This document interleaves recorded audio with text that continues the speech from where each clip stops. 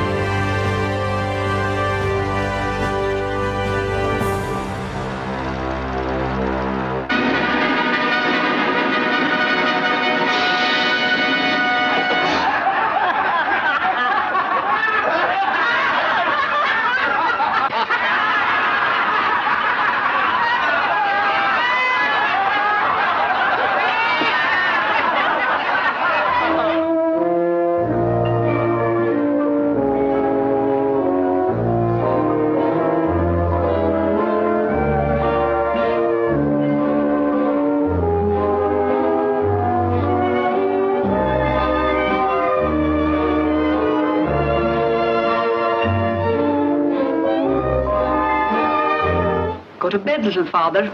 We want to be alone. Please. You like me just a little bit? Your general appearance is not distasteful. Thank you. The whites of your eyes are clear. Your cornea is excellent. Your cornea is terrific. Love isn't so simple, Ninotchka. Ninotchka, why do doves bill and coo? Why do snails, the coldest of all creatures, circle interminably around each other?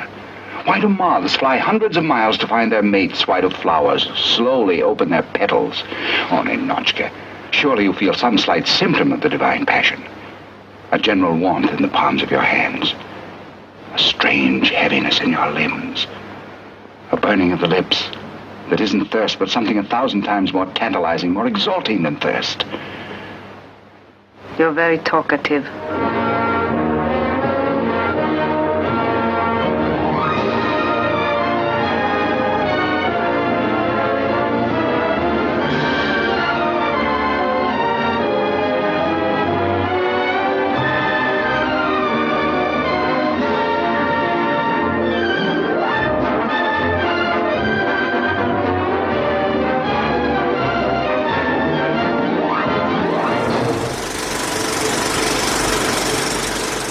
Welcome to the Projection Booth. I'm your host, Mike White. Joining me once again is Mr. Otto Bruno.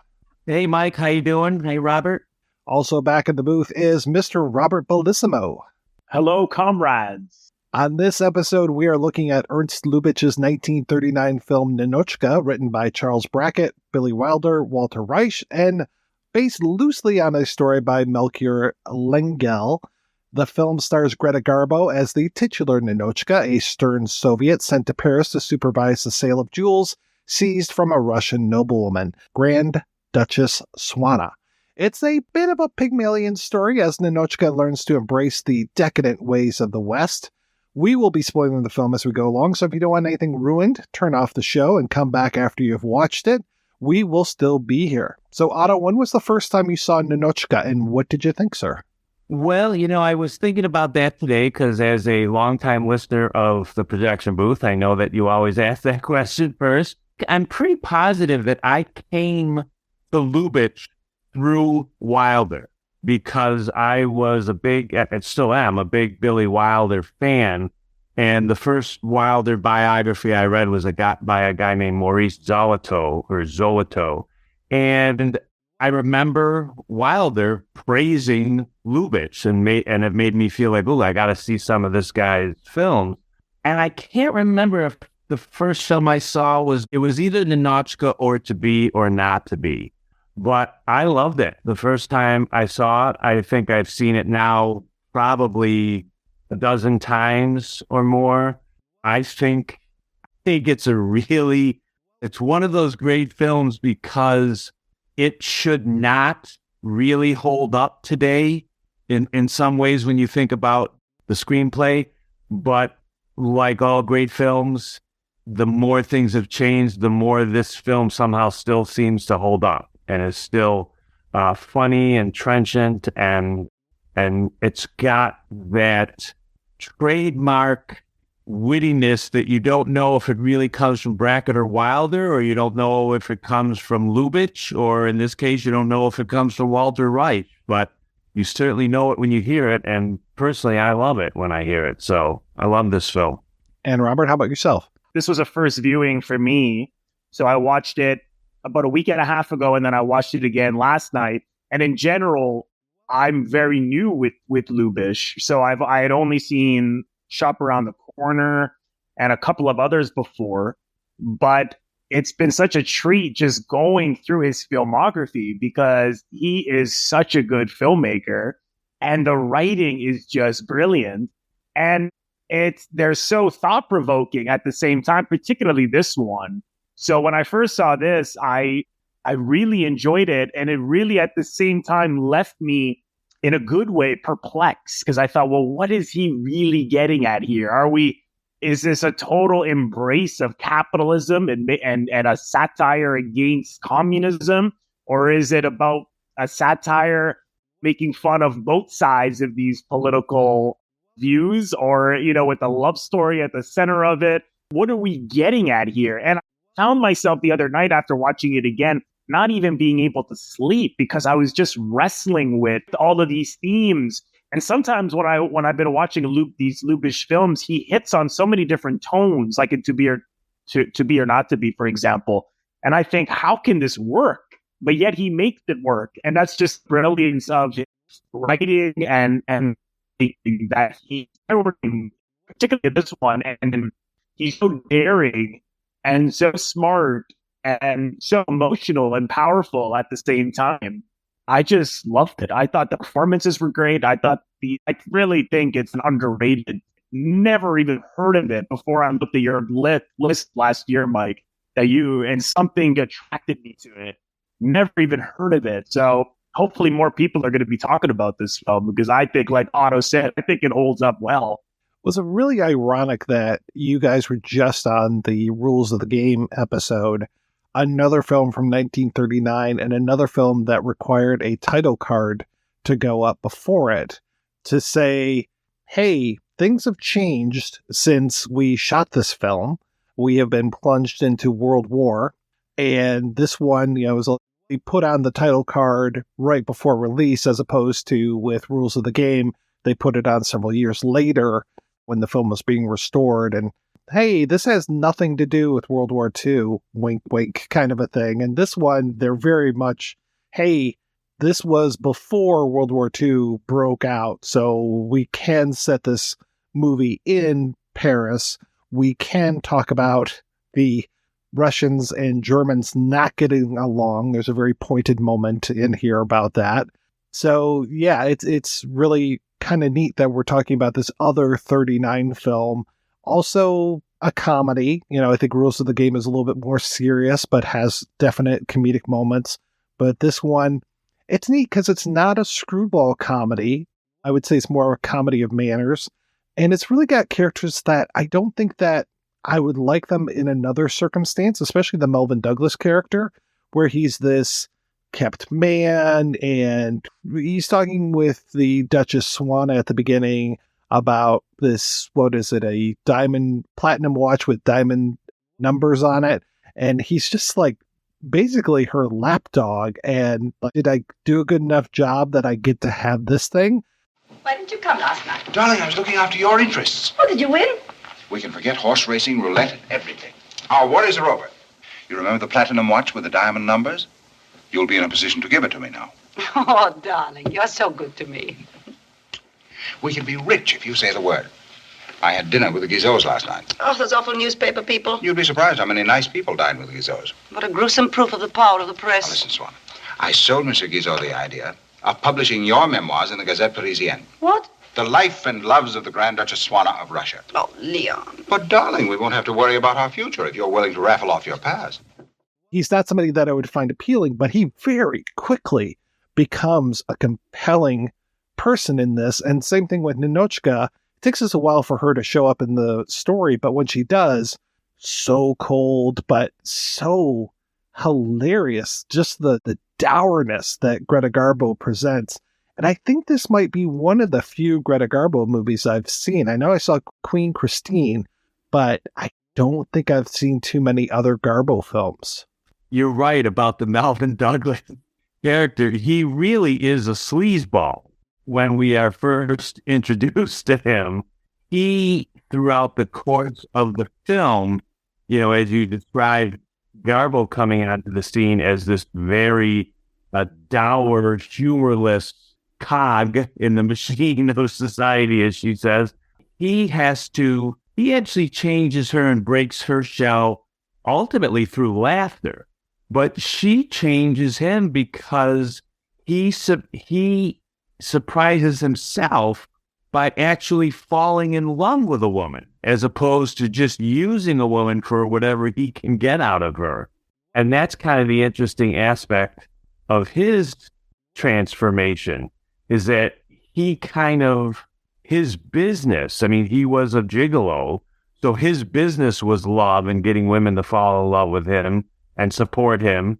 And yet he's changed as a person when, lo and behold, he actually falls in love with a woman who wanted nothing to do with him when she first meets him.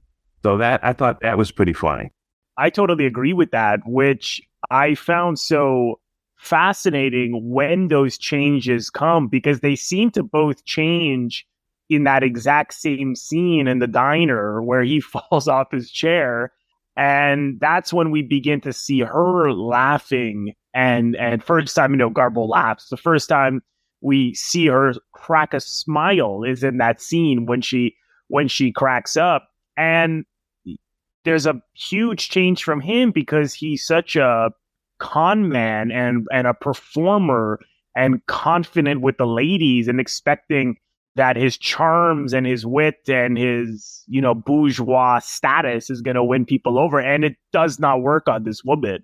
And the falling on his ass, it's interesting that he also starts to laugh, because I wondered, I think it's open to interpretation. I thought, here's this guy who seems to only take pleasure in getting what he wants from his performances. And here he is where everyone laughs at him when he is not playing the characters he plays in life.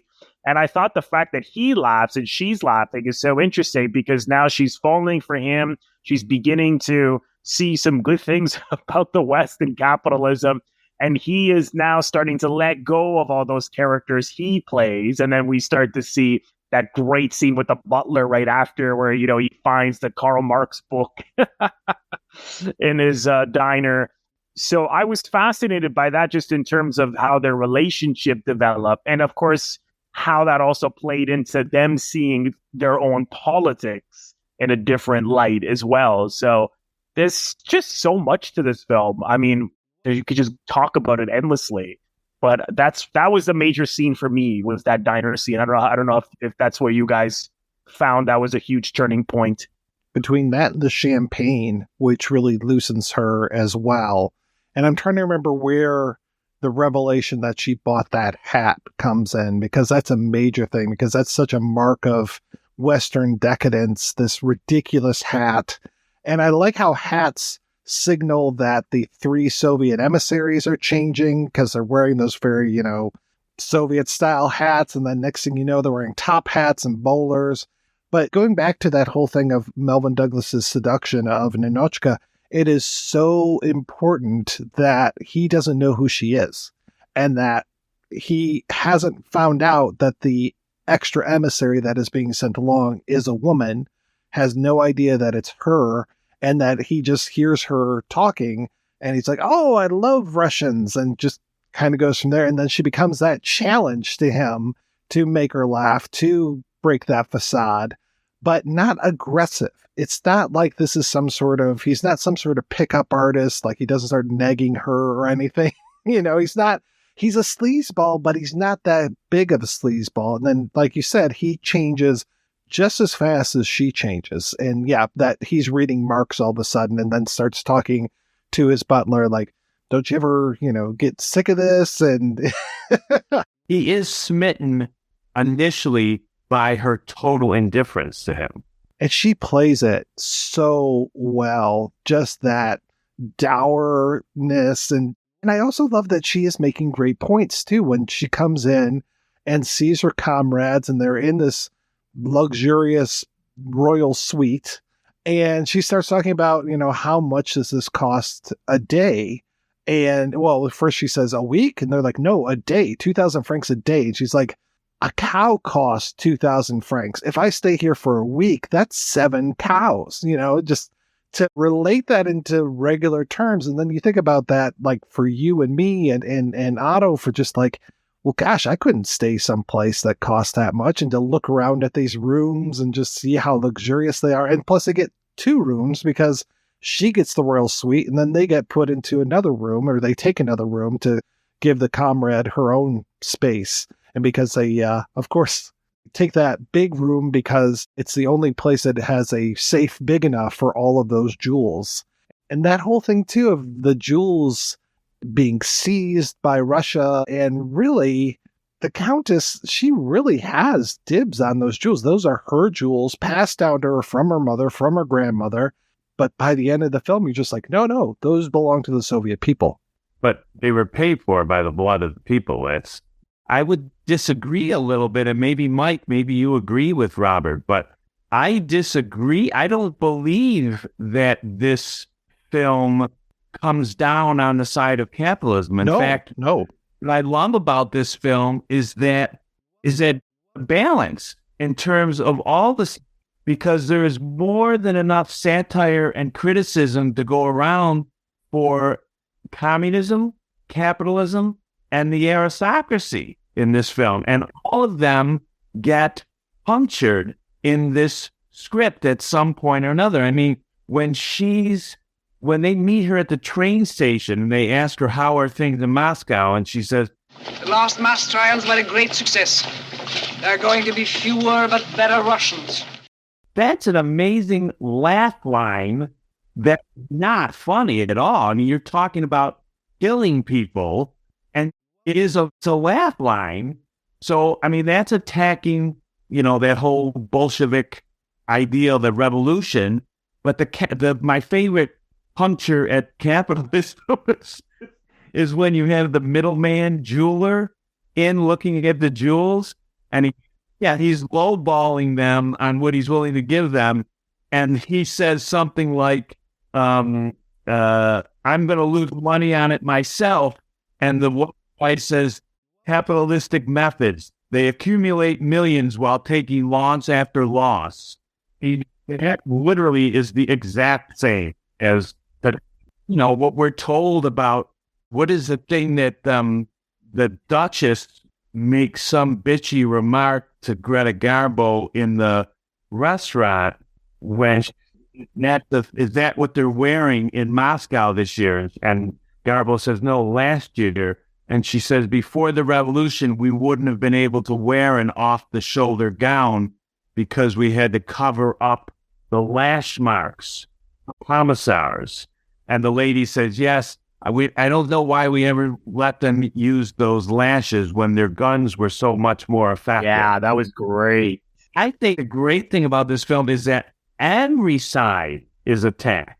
And that's why the film is so palatable in a way, is because it's not heavy-handed, because you're not falling on one side. It's not propaganda for any one group. You're attacking all the groups. And of course, then there's the other great line in the restaurant when Melvin Douglas says to her, just laugh at what, she says. Well, at the absurdity of all of us. So, we take ourselves too seriously, which, again, can go for all of these groups. For me personally, I thought of how perfectly that went with Greta Garbo, because I'm not a huge Greta Garbo fan. And I think everyone takes Greta Garbo a little too seriously. I never saw the big appeal, but that's just me. But yeah, that's what I love, the balance of this film. I hope I didn't give the impression that I felt it was falling more for capitalism. But I think that is, this is interesting, because clearly at the time, people thought that. And I wondered why they thought that. And I was really thinking about this. And that article I sent both of you guys, Apparently, this in Italy in the late 40s, they use the Christian Democrats use this film as a tool to win an election and beat the communists, and it was banned in Russia. And the tagline was, I don't know if they promoted it this way, but the guy who came up with the story pitched it to Greta Garbo by saying, communist goes to France and finds that capitalism is not so bad, right? So I thought, okay. And I thought, well, what? Because it was clear to me that it was pretty balanced in terms of making fun of communism and capitalism. But I think when it's hitting at capitalism, it was not that it was more sophisticated or more nuanced or subtle than it was when it was hitting against communism. But I think when it was hitting against communism, it popped out much more, mainly because of the three Russian guys, because they were embracing it so much. They loved France. The three maids, the French maids, with the clothes. Every time I was dying when they closed the door and the one woman comes in and you hear them like cheering. And then when she leaves, comes back with three more, and then the cheers are even louder. I was howling. That was much more obvious, whereas you don't see anyone from France going to Russia later and saying, oh my God, this is amazing, that they have to share rooms and share food and rations, right? No one does that. So I don't know if that was to me, it's not that he hits you over the head with anything, but it just popped out more. So I can see why maybe people think this was hitting more for capitalism and against communism. I don't know what you guys thought, even though it's not, but.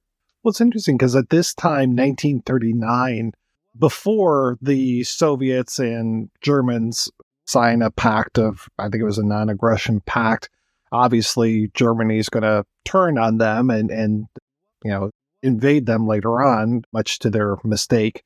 But this is pre-Red Scare. This is, 22 years after the revolution has taken place, where, there's a lot of fear of the Soviet Union.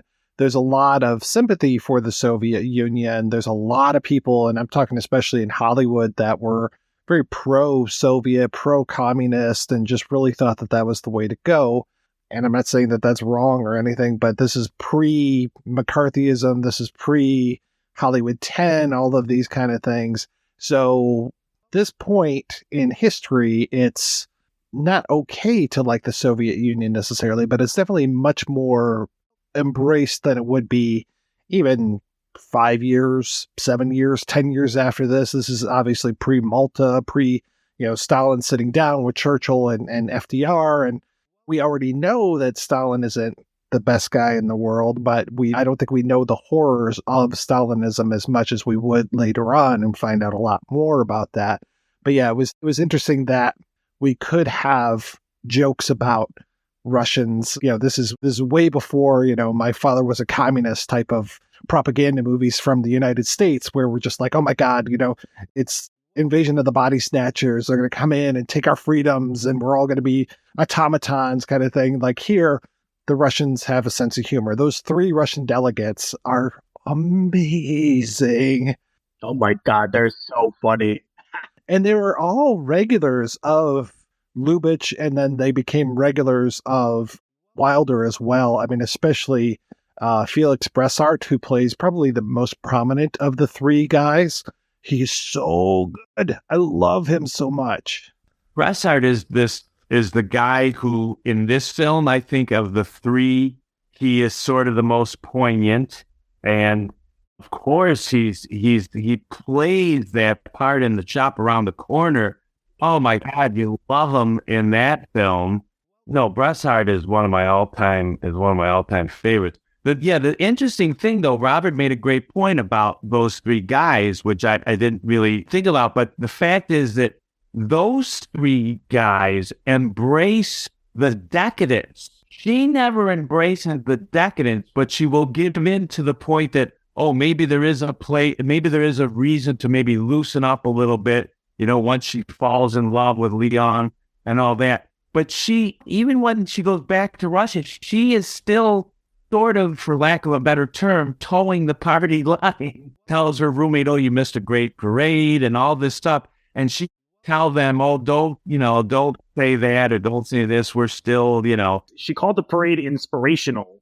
Right, exactly. So that's what I found so interesting. She never quite gives over the way, as you say, Robert, the three of those guys. All I can think of is that they embraced the decadence. They loved the decadence of it all. And that was what was different between them and Ninotchka herself. So in that sense, that's really an excellent point too, is that you're right. At this point in time, we weren't really saying too many negative things about the communists in Hollywood films. So now I am kind of fascinated that this got through. By the way, I looked it up today that the non-aggression pact between Germany and Russia was signed in late August of 1939, and Germany invades Poland on September 1st. So literally like a week after we signed that with Russia, they invaded Poland, and then it would be, less than a year before they go to war against Russia, I think. And then, yes, throughout the war years, we can't say anything negative on film about the Russians or the Chinese because they're both our allies. Well, it took a long time for us to say anything bad about Germans. There was a lot of, I think, another Lubitsch film that we talked about on the show a few years ago, To Be or Not to Be, he's one of the first people that is openly saying the Germans are not good people, guys. And that was so daring. Yeah, before that, it was very much like, do not say anything about these Germans, which was wild. Because the European markets meant so much to them financially. One of the things I read this week was saying that Garbo herself did not really bring in that much money in ticket sales in America, but she did in Europe. So those foreign sales, that's the reason they were so important. That's why they dragged their feet with saying anything against the Nazis until like 1939. I think it's the first time Warner Brothers comes out with the film Confessions of a Nazi Spy with Edward G. Robinson. But the first real attack, believe it or not, on Hitler comes from the Three Stooges. I believe it. I thought you were going to say Chaplin, but it's not Chaplin.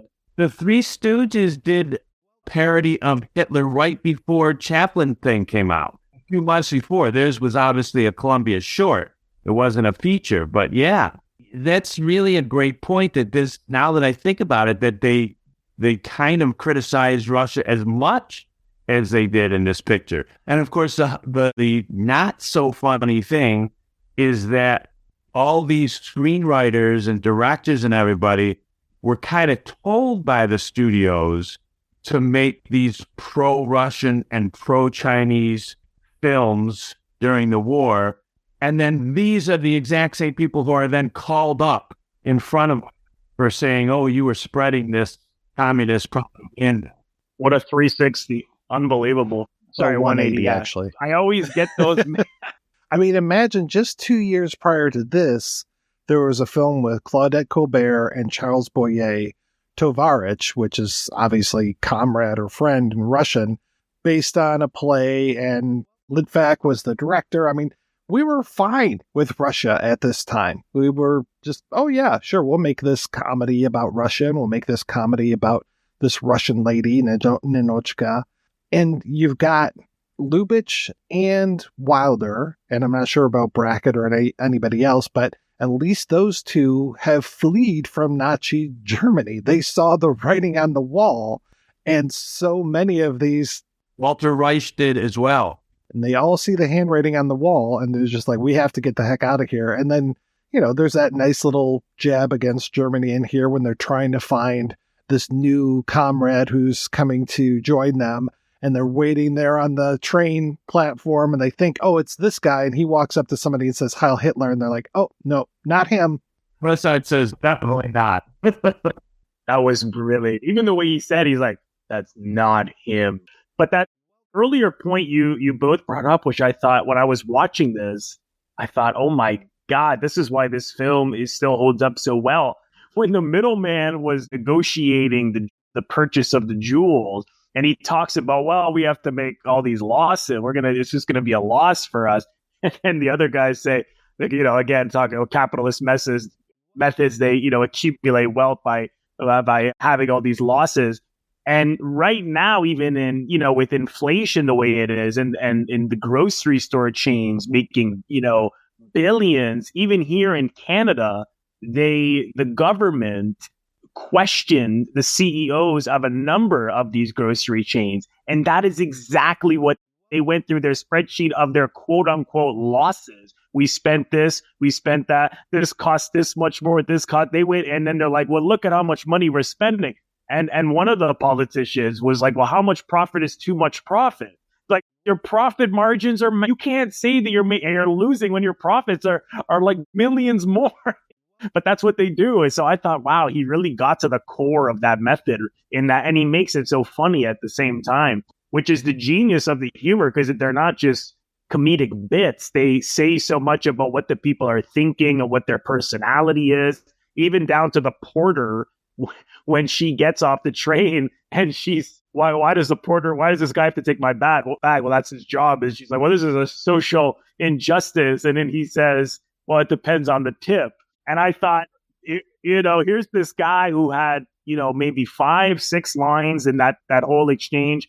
And yet we see so much about who he is that he doesn't care about, at least from what we see of him anyways. He's not, political or thinking about, injustices. He's just here to make a good payday. So, in other words, look, like, I'm just here for a tip, like, which I thought showed the, perhaps you could interpret it as people accepting so little and not realizing that they're perhaps being ripped off, which we certainly see with the butler later, because that was much clearer, of course, when he's like, this is when we see Leon start to change, and he's like, well, don't you think it's unfair that you have to wait on me and be my, all this kind of stuff. And then he's like, well, sir, I know you haven't paid me in 2 months, but the thought of splitting half my bank account just would make me puke or something.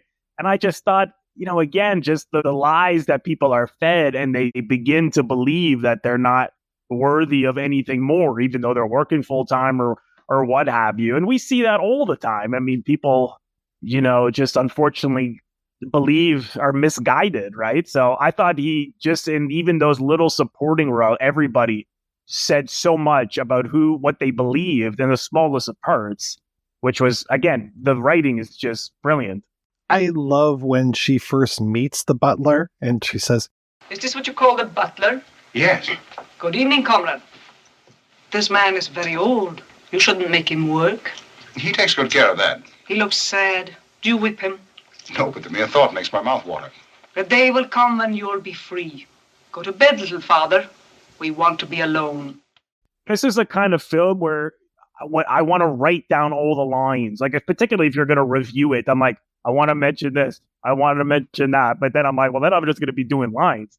But all the films I watched of Lubitsch, all of them, I was like, these lines are just so smart. And again, they're not just punchlines. You do have to, for a second, think about the joke. And then it's that, oh, I see what he's getting at. I mean, sometimes they're obvious, but the ways in which he invites the audience to read between the lines and think about the film a little more is really, that doesn't exist anymore. Can't think of anyone who even touches that now. It's really intelligent and witty. And you have to be, first of all, I think in order to write like that, you have to be really well read, and keep in mind that these guys were well read and were growing up in a world where, if you were lucky enough to get an education, it was a classical education. So you study in the Romans and the philosophy and all this stuff. I mean, these were really, you're never going to get this kind of writing again. It's a shame, but you see so much of this then later on in a lot of the Wilder films, that these kind of lines and humor that come up. I mean, even the joke that Leon tells finally. A man comes into a restaurant. He sits down at the table and he says, "Waiter, bring me a cup of coffee without cream." 5 minutes later, the waiter comes back and says, "I'm sorry, sir, we have no cream. Can it be without milk?"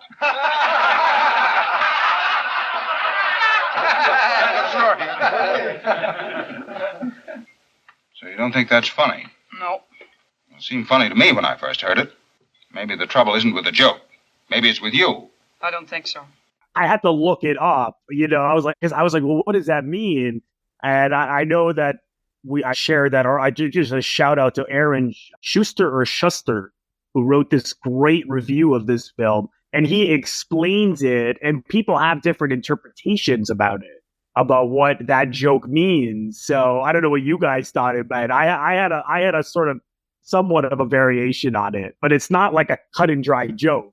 I interpreted it as being that even that was kind of a joke on the different stratospheres of wealth and money. Well, we can't bring it to you without cream, but how about without milk? It's always like a rich guy going in saying, "Can I have something without cream?" It's almost like that guy in the joke was kind of like Leon in this restaurant, where he was now a working man. He was a wealthy guy. He's pretending to be like, "Oh, this is where I come all the time," although he's never been there. And he would go into a place like this and ask for something with or without cream, but they would never have cream because they know it's a working man's place. It's too expensive.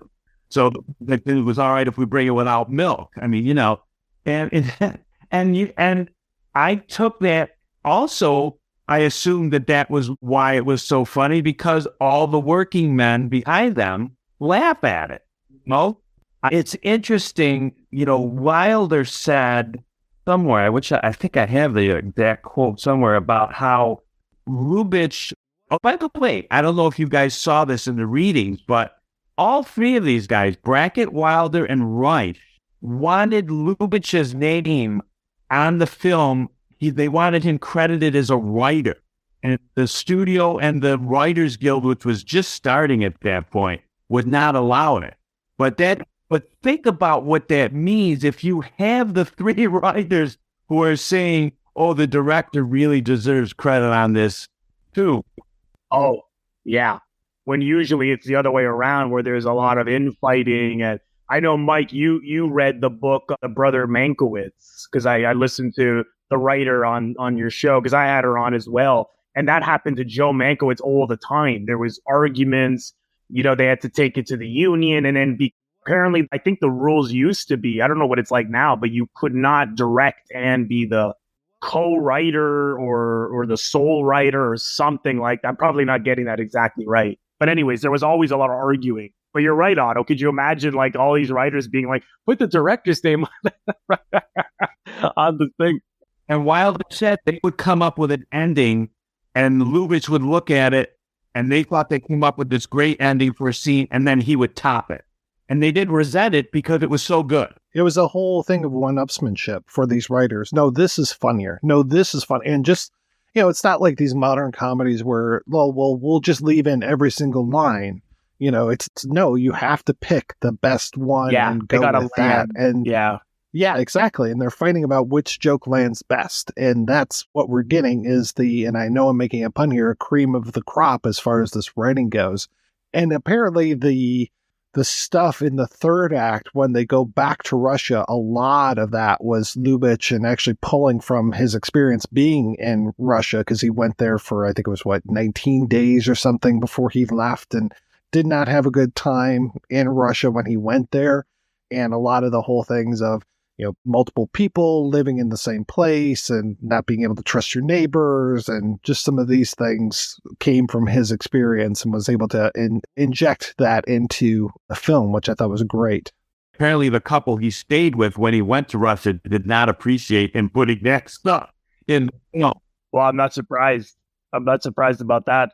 But just to backtrack a little bit to the cream joke, I thought the fact that the working class men in the restaurant were laughing, because I took it also as just a step further that it's a joke against rich people, because it's sort of almost like the cream with the black coffee without cream is a rich man's black coffee. And black coffee without milk is for lower class or poor. So I almost envisioned it like, here's this, snob goes into like a diner and says, put it without cream, letting everyone know he's got money. And then maybe the waiter has a like, dig to say to him, well, we have it without milk, buddy, So I thought...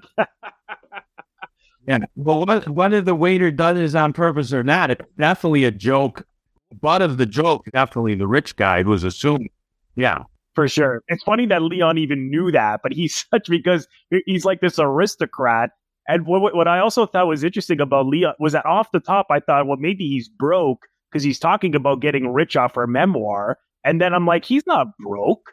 And I thought, again, that was another thing that was so true because, people that I've known who have, let's say not necessarily super wealthy, but are have a good amount of money, I find they complain about not having money the most. And so, and I'm thinking, really? Like, what are you complaining about that you can't get your extra, I don't know, trip this summer or whatever? And it's like, and I thought I wonder if that's what he was getting at. Cause this guy's like, man, Leon's talking about getting rich. I thought, what do you need to, you're an aristocrat. You've got a butler. You don't work. Unless I misread it. His only source of income was the counting. Right. That's got all the money. But wasn't he an aristocrat? Wasn't he part of like an aristocrat? The world was filled with broke aristocrats at that point. I see. Okay. Yeah. Just because you had the title count didn't really make you anything at this point. Yeah. So maybe he was trying to even con her. Like maybe he knew that she had, that by saying, well, you can get rich. Because he says rich. He doesn't say richer. I assume she was rich. Maybe she's not rich. I don't know. Maybe she wasn't. They seem rich. I'm not exactly sure of Swana's income, but she seems very well off. But I think when she fled from Russia from the revolution, that she probably took a lot of stuff with her, just not these jewels. That's what I assumed. And the fact that he had a butler, I mean, if you have a butler, you got to have some coin. Yeah, but he hasn't paid in 2 months, though. Not only was he a count, but the guy who first hears that these Russian emissaries are there with her jewels, the waiter, he's a count who visited her to tell her that the maid introduces him as Count such and such. He's working as the waiter.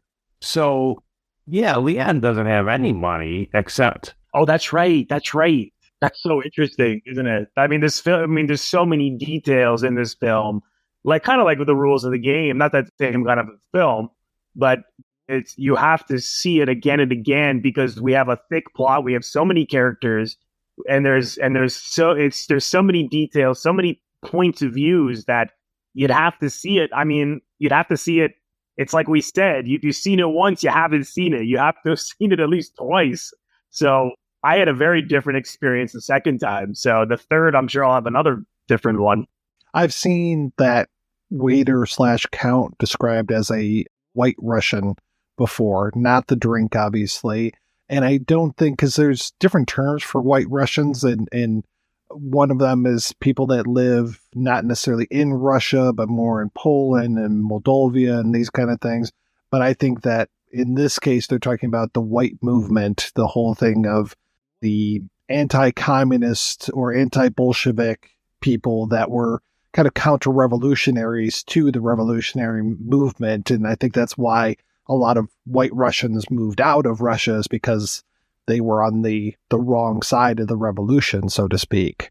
You read Russia. Right.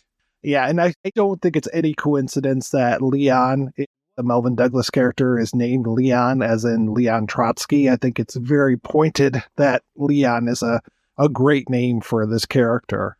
And of course, I'm sure by reading that Douglas was not the original guy, I guess. Like William Powell was the original guy.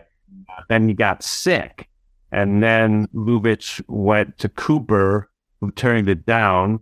Which is kind of funny, because I was getting a lot of Ball of Fire vibes from this. I think it was the whole idea of the funny old men that are trying to put together that slang dictionary. Really reminded me of the 3 Russian emissaries, especially, you've got that firecracker of Barbara Stanwyck in there, and then this one you've got Garbo as the center of their world.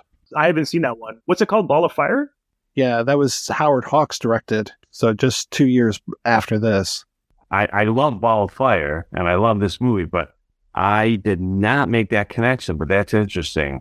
What's so interesting about the love story, because she falls for him, she falls in love with him. And it's interesting because I often wonder, I don't see, especially now, Jesus, or in such divisive times, I can't imagine you being let's say a Donald Trump supporter and falling for someone who's a communist. I think it would be like one in a, how that could happen. And it made me wonder about political, people having political differences, whether or not maybe you'd be attracted to someone, but how far that could go. But what I thought was interesting here was that, Leon doesn't say anything necessarily where he has strong political views. He's comfortable in the way, whereas she clearly does. But I felt that the love story was kind of getting at the fact that, he does listen to her, and that was like, not that he becomes a communist, and he does change, with the butler, of course, he's got the Karl Marx book and everything. And she is seeing, some good in this system as well. And so I thought, well, maybe they don't necessarily jump bandwagons of their political views, but they do listen, they do communicate, they do hear each other out. And I thought, well, and there's some kind of middle ground. I think the film is ultimately saying maybe we could find some kind of a middle ground here, because there's some good things on both sides here. And if we just listened more and communicated more and loved each other more. And I think that really, could you imagine if we did that today, where we'd be, but it's very, very hard.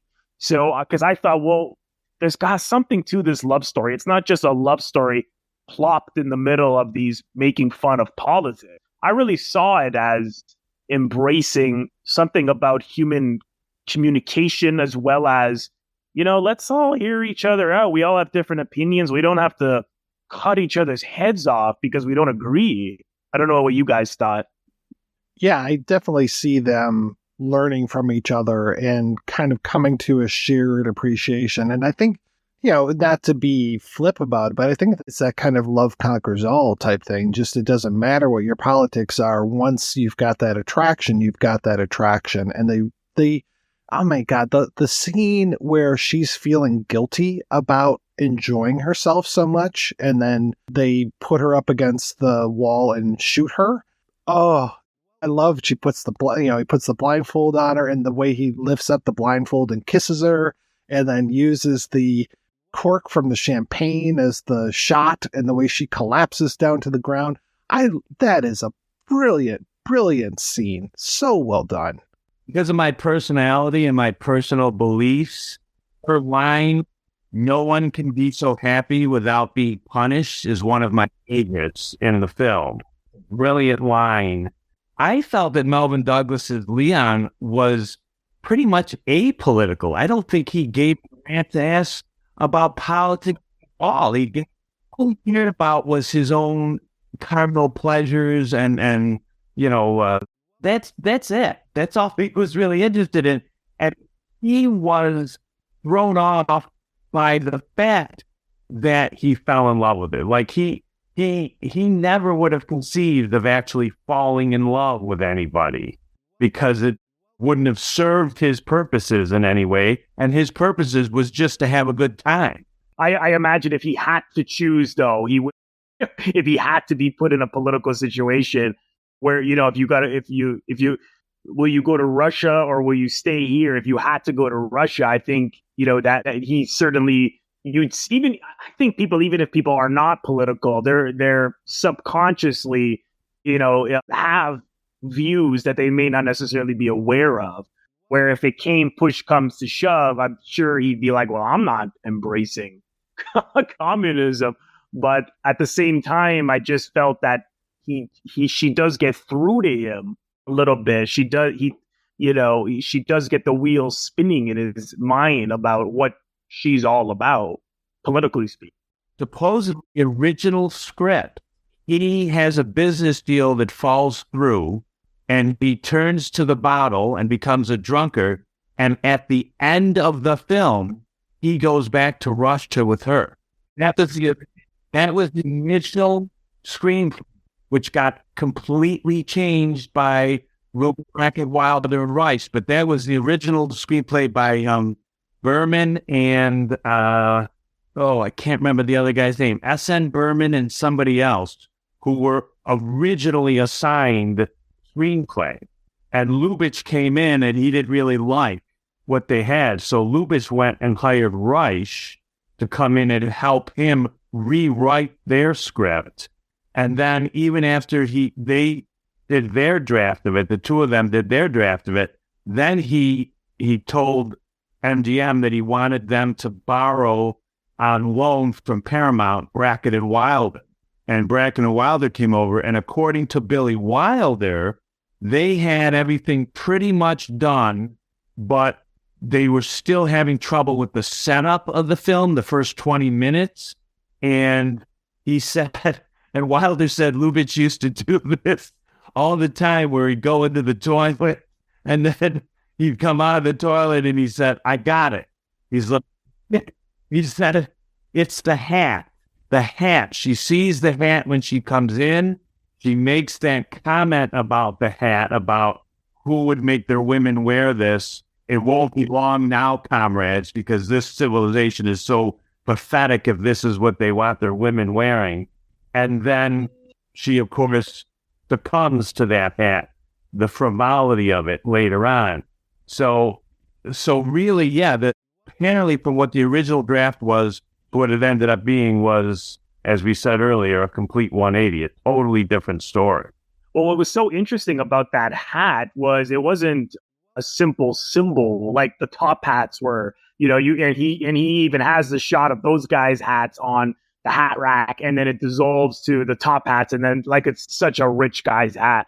But that hat is from subjective, obviously, maybe some people would think that is a nice fancy hat, but that is a really ridiculous hat. And the fact that she embraces it is almost like it feels as if, oh, this is an embrace of this capitalistic society. But obviously he's making you think a little bit, because you're looking at that and thinking, really, that hat looks like crap. And so it's like, whatever she's embracing, there's something off about this, and if she's going to truly embrace capitalism, she's going to be going down a bad road. So I think the fact that he makes that look such a strange hat is sort of giving the audience that wink of like, something's not right. There's some good things changing about her, but she may be going down a bad road here. It's just this, it's hard to articulate, but I don't know if anything about that particular hat stood out to you guys. I thought that was an interesting choice. Well, that hat, I mean, when we were watching this film again yesterday, my wife's like, that looks like a dunce cap. And I'm like, yeah, I can kind of see that. And reading articles about it, there are people that are like, that hat wouldn't protect your head. It looks like it's hollow on the top. If it started to rain, the rainwater would just pour right down onto your head. It's not meant for being useful. It's not utilitarian. It is completely just fluff. It is what it is. And apparently Garbo was the one that designed that or sketched it out. Oh, that I didn't know. I don't think her buying of the hat in any way, at least for me, the way I read it, was not that she fell in love with the hat. But remember, we are shown that she bought the hat in the scene right after the restaurant scene, after she laughed and she cracked. So I see it as her embracing the frivolousness of it, because I believe she even says something to him when she goes over and she's wearing it, and she kind of makes a joke about the hat that she's wearing. So I don't think it was in any way like this hat that she was enamored with and had fallen in love with it but couldn't admit it. I think it was that she was literally just embracing the frivolity of it all. This system. But just in terms of what you mentioned earlier, Mike, with when she talks about how guilty she was about happiness, it's interesting because she doesn't attach guilt to or shame to sex, which I thought was fascinating. And she has no taboos around it. I mean, it's just, and she cuts right to the chase, because here's Leon with his seductions and his performances. I mean, people do that generally. I mean, if you need something, even asking nicely is a tactic. So, but I mean, he sort of is a little more conscious of his tactics that he uses, and he thinks he has to woo her, and she's just like, no. She's like, you're attractive enough, or whatever. She says something, not that that's what she says, but along those lines. And it's like, let's cut to the chase. I'm attracted to you, you're attracted to me. Let's have sex. And I thought that was interesting because, yeah, it's a need. It's a human need. And just like eating, just like drinking. And she even comments about when he asks her, hey, do you want anything to eat? And she's like, I don't know. I've added all the calories necessary for the day.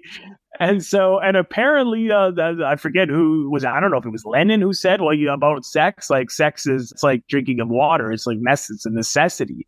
And so I just thought that was really empowering, that she sort of is in control in a sense of like, I'm not going to let you, control me or try to win me over, or I see through your shticks. It's like, let's just cut to the chase. And I think even today that would be hard. I mean, there is such taboos around sex. And if we saw female characters so casual about sex, I think even today people would be a little stunned.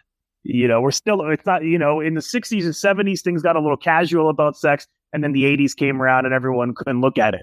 But she's like that at that point of exactly what you just said. She's still looking at it as a utilitarian exercise. For her, at that point, love had not yet entered into it. Now, later on, I don't know if her attitude would maybe been quite the same, but at that point, she's just looking at it the way you would send a horse to stud or something. It had nothing to do with love because at that point she had not actually, the wall she had up around her had not come down yet. She's guilty about feelings, but not guilty about anything that's necessary, which I thought was interesting, because it's like, everything that we do has to just be out of necessity, and so feelings don't matter. So I thought that was really interesting for her character. But at the same time, they don't even portray her communistic views as totally cold, because when she gets drunk at the party, she, and they're hitting the dance floor, she's like, Frenchmen, comrades. And it's like, she's going to give a speech, and he's like, shut the fuck up. What are you going to say? And then we know when she goes in the bathroom and tells all the people working in the powder room to go on strike. I just thought that was so fascinating, because she's not just falling in line. She has a passionate view about what she believes. And again, I thought that was really unique, because it looked as though at a certain point, she's just going to embrace the West and stay there. And I like how he made it messier and more. It's not going to be that simple. That's like the Hollywood version. Well, speaking of the Hollywood version, I'm really glad that Countess Swana is such a good villain in this. And I'm so glad that this didn't become, in modern romance movies, there's always that moment where there's a misunderstanding between the man and the woman, and they break up for a while, but then they realize, no, we're actually great for each other. And they make it, it's that boy loses girl, boy gets girl back type of thing. And in this one, I was like, oh my God, this could go wrong so easily. Leon could go to Countess Swana and say, listen, they've got the jewels in their room. I can sneak in there and get these jewels, and we are on easy street. Or how about I work with this Ninotchka and talk her down off of this price or something? They're turns into trouble in paradise a little bit. But they don't go that way. And then even when the jewels end up missing, it's Countess Swana who's like, oh no, I'm the one that took them. You think Leon took them? No, I'm the one that took them. And there's never that moment of misunderstanding. There's no time after they get together where he does not love her. And I'm just like, wow. And then he's just trying to prove it to the point where he's like, I have to get her out of Russia, or I want to go to Russia. And he can't get into Russia because you've got that Russian official that's just like, nope, no visa. Who's that? George Tobias, I think it is. Yeah, he punches him in the nose. Mike, thank you for saying that, because that is the part of screwball comedies that always kind of annoyed me. And I thought the same exact thing last night when I was watching this, that I love the fact that she comes to her the next day and says, oh, Leon didn't take them. So-and-so took them for me because he knew that they were there. You were very careless in leaving everything open, and he came in and took them. It was that Russian again. It was the waiter. Who was, again, some count something or other. I don't know. Well, what was interesting there was that she didn't even have to do that, because even if she took those jewels, and I think Ninotchka says that to her, it's like, well, you can't just take it. We're going to trial. Maybe there's a couple of things there. Maybe he's making the audience think it's going to go the normal screwball comedy route, but then he's like, we're not going there. And it puts the audience off balance because you can't get ahead of it. You can't predict what's going on. And I just thought, well, she probably did that to, possibly to humiliate her, say like, look at what I just did. You think you're so cold and controlling and on top of things, and I found a way to pull one over on you. And I thought, again, yeah, you're right. I mean, she is sort of the villain of the piece. And what was interesting was that in that same scene, she talks about how she lost all the Russian people, and then a little later she talks about holding this thing up in the court for the next couple of years until, I guess, she would delay trials or whatever, so that, so the people in Russia wouldn't have any money. And I'm like, if these are your people, you want them to starve? She clearly didn't give a shit. It's all about winning. And then, of course, winning Leon, trying to ruin the relationship that she sees happening between Leon and Ninotchka, which, again, brilliant. But she even underestimates the power of that relationship, because she goes to make Ninotchka leave, assuming that Leon will just automatically come back to her. He's going to her that morning to tell her, I hate to tell you this, but it's hard for me to believe myself when I've actually fallen in love, and, this is over between us. And even she says, wait a minute, is this some sort of regeneration? Like, are you actually changing as a human being? Like, that surprised her, because she had just gone through this, making this plot up to get rid of Ninotchka, and ultimately getting rid of her didn't change anything, because he was still in love with her and she wasn't going to get him back anyway. So she underestimated the power of that relationship, because, right, is Swana really capable of loving anything or anyone but her? I thought it was so interesting because when we first see her, she's looking in a mirror, so it's that vanity. She's constantly looking at her in mirrors, and she can never just be direct. Everything, like that scene with Greta Garbo, I didn't even know what the hell she was talking about. And she almost tries to make fun of Greta Garbo by acting as if Greta Garbo would know as Ninotchka when she's talking about. And I love how she's like, no, I got it. You gave her a dog, or what are you?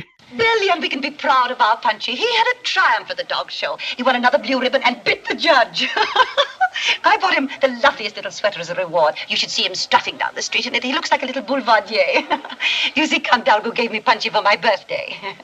You must have searched for weeks before you found anything as divine as Punchy, didn't you, Leon? Months, one. Oh, poor Madame Yakushova. Here we are talking in mysteries. I'm sure you wonder what it's all about. Not at all. I understand perfectly. Count Dalgo gave you a dog. You made it very clear, madame. Oh, dear me. I must be losing my finesse.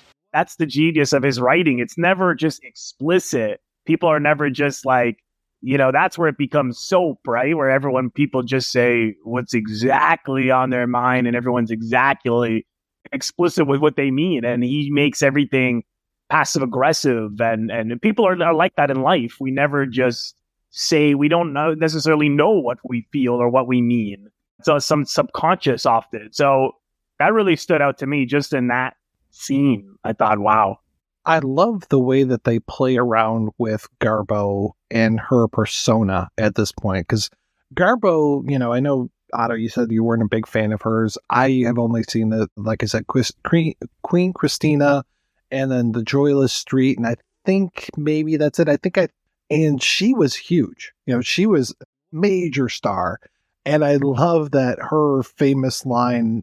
And I don't even know if she actually says, "I want to be alone," or if she says, "I want to be left alone" in Grand Hotel. I want to be alone.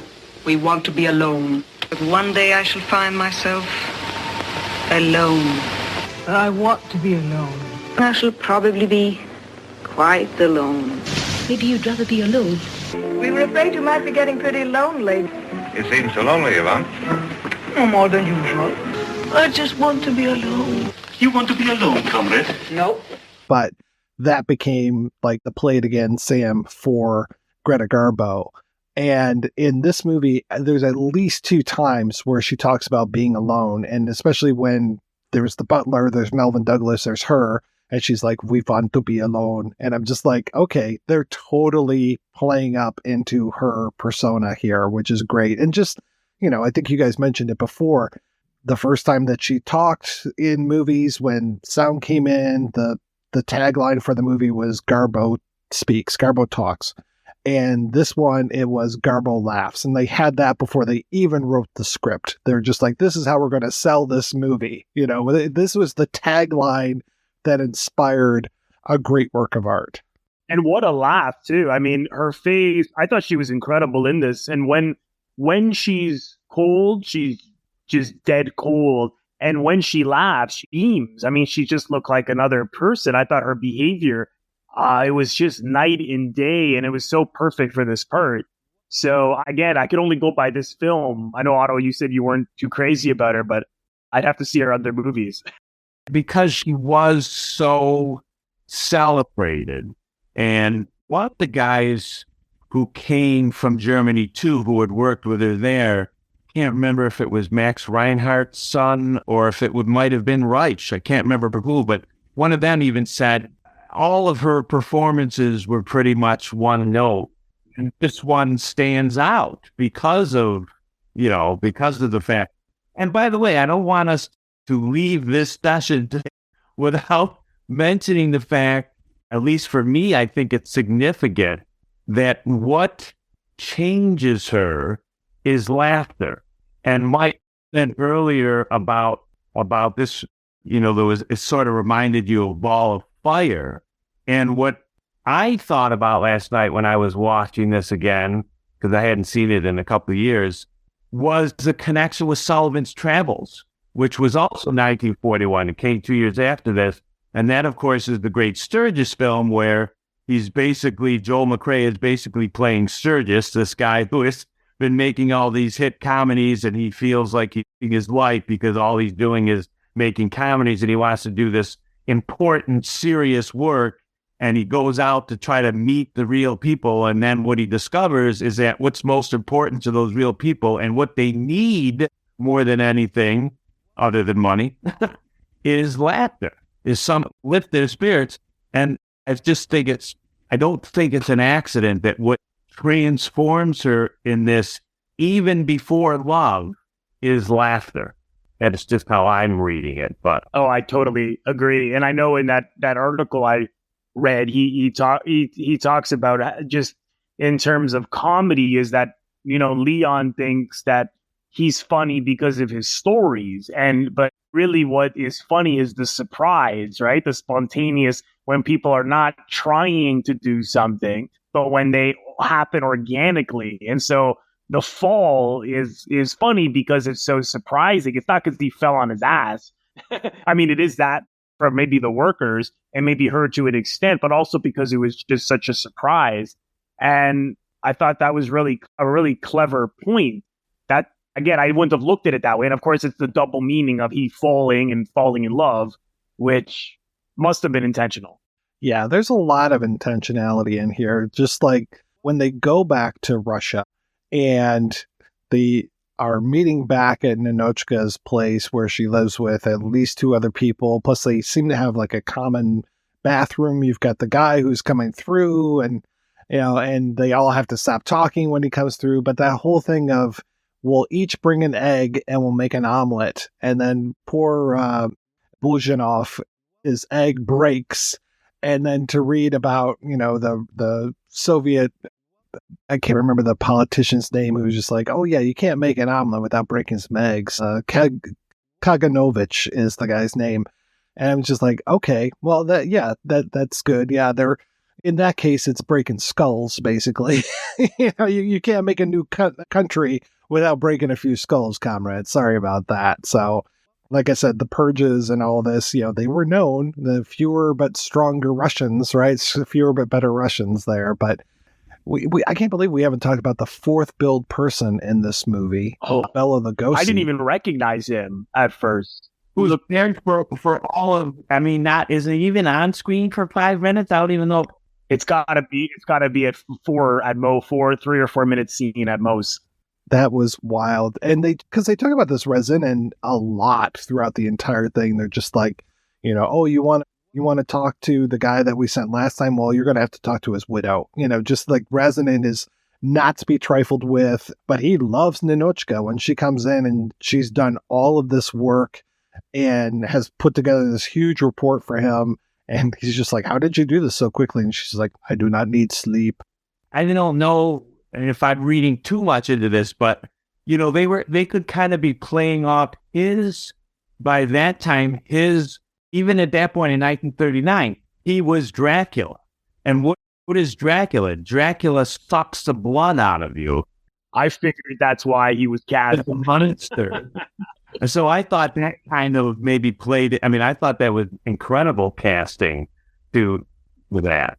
That scene you mentioned when they break eggs, that was another thing about her, is that when you see her marching, she seems so sad, but it's not necessarily because she's back in Russia. It's because she's missing Leon. And even if you see her in the apartment, that one woman really admired the nightgown she had, and she's like, take it.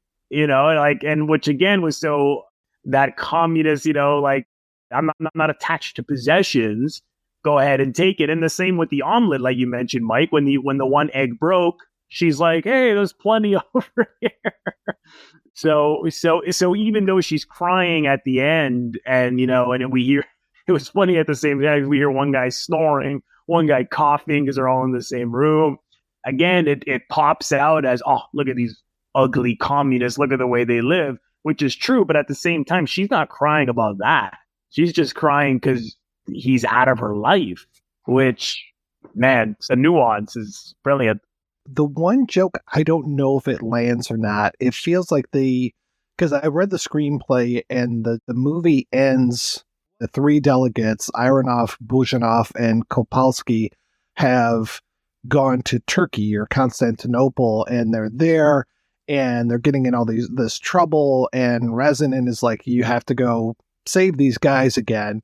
And they come to find out, oh, Leon's there, and he's the one that helped write the telegraph about how awful we are being here in Constantinople in order to have this machination happen to send her to them. It basically, the screenplay ends with them coming together, and that they're going to be a couple, and that's it. In the movie version, they tack on that one little joke at the end where it's their restaurant and it's Ironov, Buzhinov, Kopalsky, but Kopalsky's name isn't lit up. And then you see Kopalsky with a placard saying that Ironov and Buzhinov are being unfair to Kopalsky. Which is such a capitalist thing. And you get a little hint of what's that Russian song, Orishna Korna, Black Eyes, or whatever it is. I just realized, Russians, where I know that song from mostly, is from My Man Godfrey. And, there's another Russian character inside of that, and he's singing that song in that movie. So I guess Russians were pretty popular at this time. But that last shot was just, again, sometimes I wonder, well, how could people have, at the time, this swung an election in favor of the Christian Democrats. And I'm like, look at that last shot. If you don't see that as a dig joke against capitalism. I don't know. I mean, people got to stop looking at things casually, I think. You know? I thought it just proved that absolute power corrupts absolutely. Basically, and power is eventually corrupted. And it's just going to keep happening. And now here's a strike, and who knows what that'll lead to. There's even a joke they make because at one point, you know, they're so sad that they're not in Paris anymore.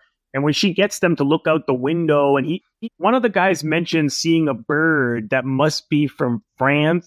Just see how happy the people look from here. Can you blame them? At least the May Day parade is over. That's another thing. It's spring. The same spring we had in Paris. Just as good. Even the swallows are back. Really?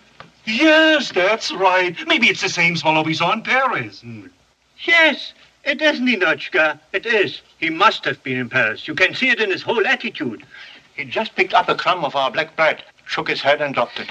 It reminds me of the rules of the game a little bit. How we just get these casual conversations, but they're everything we're hearing speaks volumes. Every line is a quotable, memorable line almost. Falls into the category of a Casablanca or a Godfather, or, you know, where there's so many memorable lines.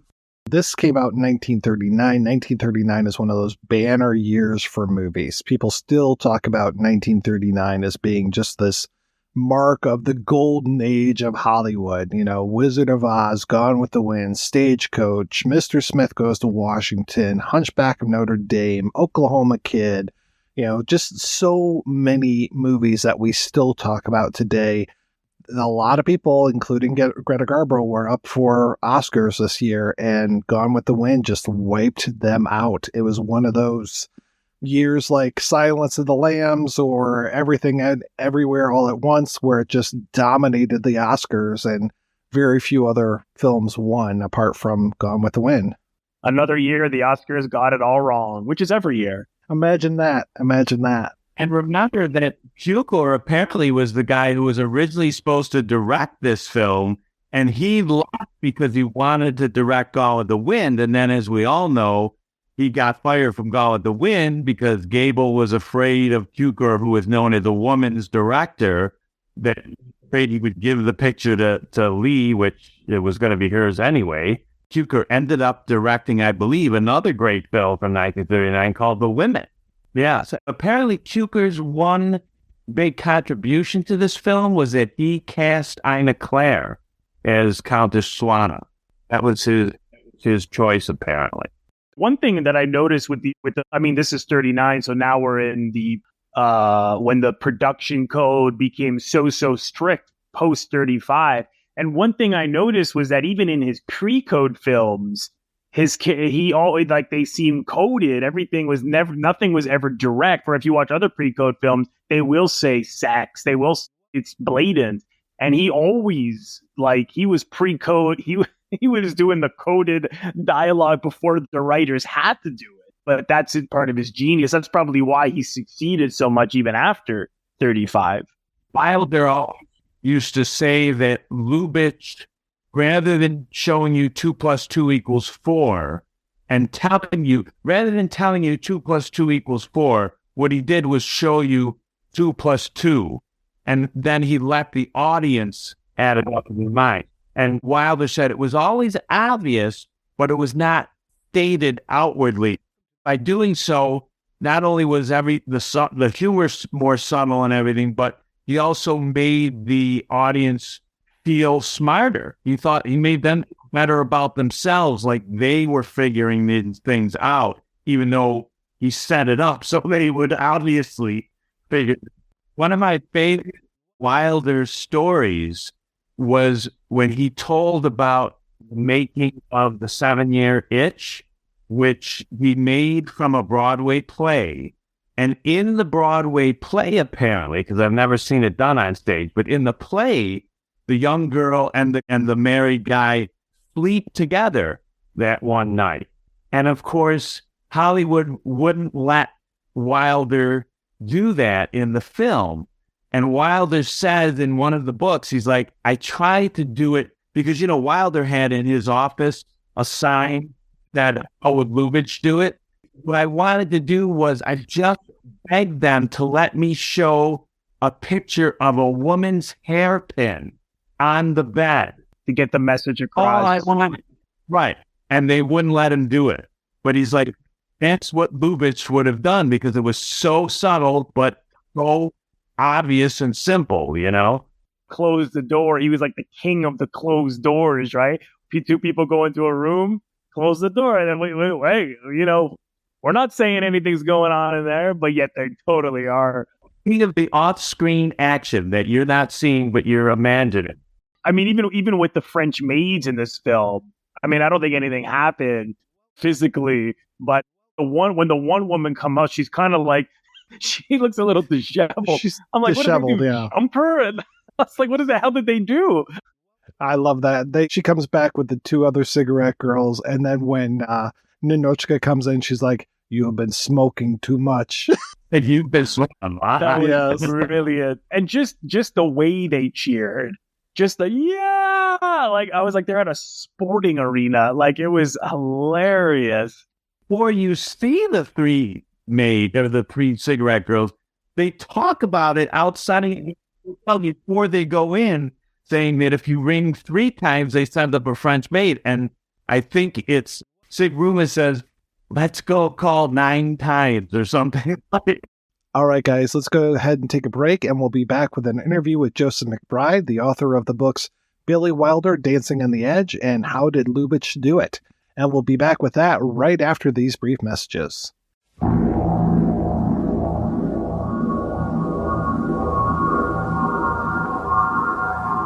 Hello, everyone. This is Malcolm McDowell.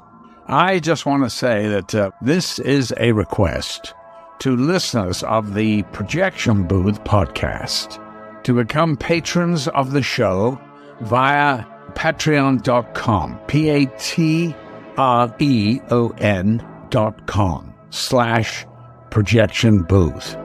That's pretty simple. I think you can do that. It's a great show, and Mike, he provides hours of great entertainment. So now it's time to give back, my little droogies. Settle down and take a listen and have a sip of the old Moloko.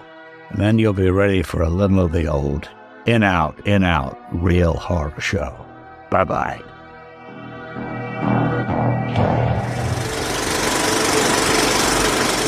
Professor McBride, we are talking about Ninotchka, which is kind of a intersection here between two of your subjects. Obviously, you've written about so many things over the years, but I know we talked at one point about How Did Lubitsch Do It from 2018, your book on him. And then since then, you've done Billy Wilder, Dancing on the Edge from 2021, both published by Columbia University Press. Where were each of them at this point in their careers when Ninotchka came together? Both of them were in a transitional stage. Lubitsch was considered the leading director in Hollywood for a long time, although his career was a little shaky in the late 30s because the code had come into effect in 1934, which affected him strongly because one of his fortes was sexual suggestion and innuendo, and he developed a style of ellipsis and subtlety and innuendo that managed to get a lot across without being crude or vulgar. And the censors, one of them complained, he said, "We know what he's saying, but we can't figure out how he's saying it, so we can't censor it." He elevated American cinema to a much more adult level when he came here in 1922 and revolutionized the romantic comedy with The Marriage Circle in 1925 was his most influential film, and he helped invent the musical in 1929 with The Love Parade, etc. But some of his films did well at the box office, not great because they were considered rather highbrow. But by the late 30s, the more gentle kind of romantic comedy was in eclipse to some extent because after the code came in, Lubitsch took a hiatus to try to figure out how to regroup his career. And he created more invisible style in the Hollywood method. A lot of filmmakers worked in invisible mode where you're not supposed to be aware of the camera. His pre-code work, the camera is quite mobile and points you in different directions. And epitome of that style is Trouble in Paradise, 1932, really probably the greatest romantic comedy ever made. But he does a lot of wizard wizardly tricks with the camera, but always in the service of the story. But then he had to be even more subtle, and he came back with Angel in 1937, which is an amazing film because it's about a woman, upper-class woman played by Marlene Dietrich, who is married to an important British statesman, and she nips off to Paris to go to what is unmistakably a brothel for kicks. And she has a double life, and it's like Lubitsch's Belle de Jour in a sense. And it's amazing he got away with that in 1937. And it's so subtle. It's a masterpiece of subtlety. And it's just, it had some problems with the censors, but he did some reshooting and recutting, and it's a very good film. But because of the code, Andrew Saris pointed out that what happened was just showing people having any kind of sexual relations was more difficult even than before. And so the screwball comedy came out of that, where people expressed their sexual attraction with hitting each other and pushing each other around and violence. There's a line in which a psychiatrist in Howard Hawks' screwball comedy Bringing Up Baby says, "The love impulse in man expresses itself in terms of conflict." And that really captures the genre. So Lubitsch tried to do that, and it was not really congenial for him because he was more gentle and romantic. And he did Bluebeard's Eighth Wife, 1938 Paramount film. And it's a very uncharacteristic film, very unpleasant film, in my opinion. It's Claudia Colbert and Gary Cooper hitting each other, pushing each other around. And when you see the trailer, it's shocking that Paramount was saying, here's the Lubitsch touch, and they're slugging each other, and it's extremely unpleasant. Paramount dropped Lubitsch at that point.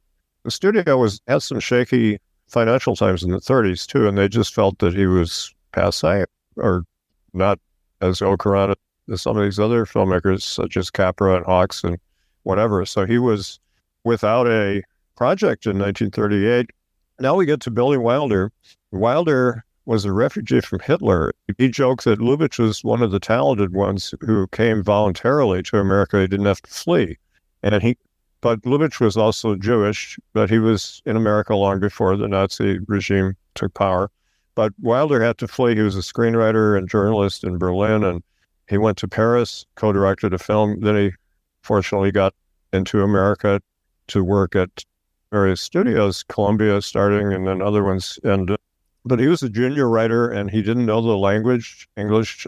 He had to learn laboriously, and he said it's very hard for a writer to write in a new language. Joseph Conrad did it, but it's really hard. Nabokov did it. Wilder learned by listening to radio shows, entertainment shows, and sports programs, and dating American women, and reading comic books, and all kinds of stuff. He got very adept in American lingo, but he was struggling as a screenwriter. And my book on him, one of the things I wanted to do is look at all this work that he did in both Germany and America in his formative period before he became a director again in 1942. Most people hadn't looked at these films or written about them, but they're an odd lot. Partly he was stereotyped as a Middle European operetta kind of writer, which is, it's funny when you look at his body of work. He was involved in a lot of musicals or semi-musicals, and you don't think of him as director of musicals. He did one flat-out musical, The Emperor Waltz, which is his oddest film. But he worked on various European confections for the studios. And then he worked on some other kinds of films, a whole potpourri of things. But often he was rewritten or had to work with other collaborators. And most of the films are not particularly good. There's one called Champagne Waltz, which is interesting because it has the Billy Wilder recognizable male character played by Fred McMurray, who's a kind of wisecracking American jazz musician who's in Vienna, and he's competing with the old Viennese tradition of Strauss waltzes and things. And it's a very clever film, but it was rewritten, and Wilder was very disappointed by that. But he was hooked up at Paramount by a guy named Manny Wolfe, who was their story editor, who was a very smart guy, obviously, because he hooked Wilder up with Charles Brackett. Brackett was a senior writer. He had been a writer for The New Yorker, and he was part of the Algonquin Roundtable. A very conservative man. He was a Republican. He was a bank president, came from a wealthy family, but he was a man from the literary world, and he was, of course, highly fluent in English, which Wilder wasn't. So Wilder leaned on him for that. Wilder was very clever with the language, but he always felt he needed a collaborator, even in later years. He worked with Brackett for a long time, then he worked with I.A.L. Diamond after a period where he worked with various people, but he felt more comfortable with collaborator. So Brackett helped him a lot, and they were teamed. They didn't get along very well. They were seen as the, quote, happiest couple in Hollywood, which was an illusion, because when Brackett's diaries came out a few years ago, they were full of animosity toward Wilder. From the very beginning, he was fascinated by Wilder, but he also didn't like certain abrasive aspects of his personality and some of his leftist point of view, etc. So they were an odd couple, and they sparred, and Brackett keeps saying, I want to get out of this relationship, and it's like a bad marriage where you keep threatening to leave and you never get out. And they finally broke up over the HUAC hearings in 1947, where Wilder was defending very bravely for an immigrant the civil rights of blacklisted people and writers who defended their right to freedom of expression. And Brackett was against those writers, and they had some furious arguments and decided not to work together again. But they did one more film after they were working on a foreign affair at the time, and then they did Sunset Boulevard. They broke up. But so in 1937, Manny Wolfe sent them in to see Lubitsch, and Lubitsch was looking for kind of fresher writers, and he knew Wilder a little bit. And Lubitsch didn't like to work with Germans a lot because he was German, and he felt he didn't want to be typecast as working exclusively with people of his own background. So he was not eager to hire Wilder, but they got along, they clicked, and this meeting went well, and they wrote Bluebeard's Eighth Wife for him. And as I said, it wasn't what I think is a good Lubitsch film. It has Wilder's brash point of view very clearly, and the sort of abrasive, wisecracking style. I think Wilder, part of what I say in my book is he was a closet romantic. He was much more romantic than people realized, because he had this veneer of being this tough guy, wisecracking, cynical. They use the word cynical a lot with Wilder, and one time I unthinkingly used it with him, and I said something about beneath your cynicism is romanticism. And he said, if I'm cynical, what adjective do you have for Peckinpah pictures? And he said, every play by Ibsen was cynical. Every play by Strindberg was cynical. And I said, I don't mean to stigmatize you with that word. So one thing I do in my book is to try to show that he was, Diamond called a disappointed romantic, that he had been hurt a lot. He was a Jewish outsider and anti-Semitic, Vienna and then Berlin, and persecuted and came to America. So he developed a veneer for self-protection, but underneath was romantic, and it came out in his later work very strongly. But so then we have, they're working well with Lubitsch, and Ninotchka came to be through a weird series of Hollywood musical chairs. Originally, George Cukor was going to direct this film. Gottfried Reinhardt started the project. He was Max Reinhardt's son. Max was the great theater director in Europe who Lubitsch had worked for. But Max Reinhardt wanted to do a comedy with Garbo at MGM, and they were going to sell it with the slogan, Garbo Laughs, one of the most famous ad lines ever.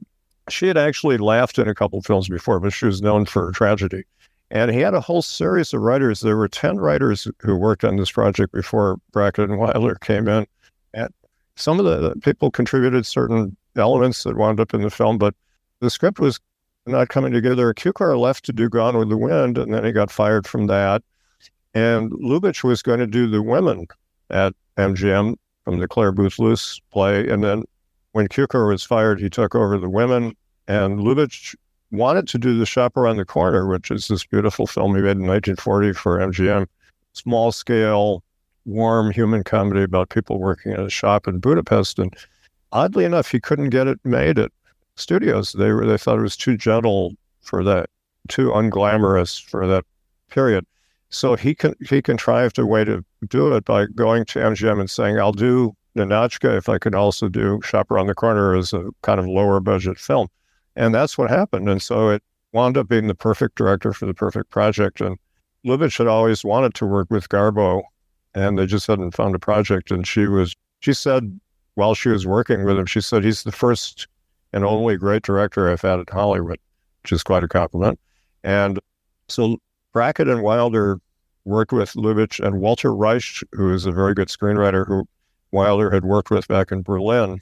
And they wrote one that is really one of the greatest screenplays ever written. And Brackett and Wilder both said later that they thought Lubitsch deserved writing credit on this film. And they actually the three writers petitioned the Writers Guild, then called the Screenwriters Guild, to actually give Lubitsch one of the writing credits. And the Guild turned it down because they had just been formed, and one of their big issues was credit, because the studios were prone to give credit to producers and directors and the brother-in-law of the producer or whatever. And so the Guild was very strict about giving credit to directors, so they said no. But both Brackett and Wilder said, if the truth be known, Lubitsch always collaborated on his films, and Wilder actually said he was the greatest writer who ever lived. So we can talk all about that process, but I wanted to bring your listeners up to how did this film come to be?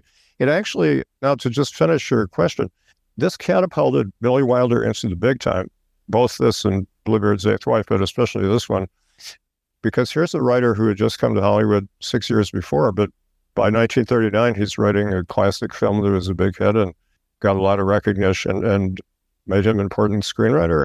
Lubitsch was back on track, making very popular film and his kind of film, and he had worked out how to do it in the new Hollywood of the code, and it's very sexy but extremely subtle, but it's also very, as Billy Wilder said, the Lubitsch touch. He said the village idiot can figure it out, but it makes you feel very intelligent because it's clear, but you put your brain to work. And Lubitsch said 1 + 1.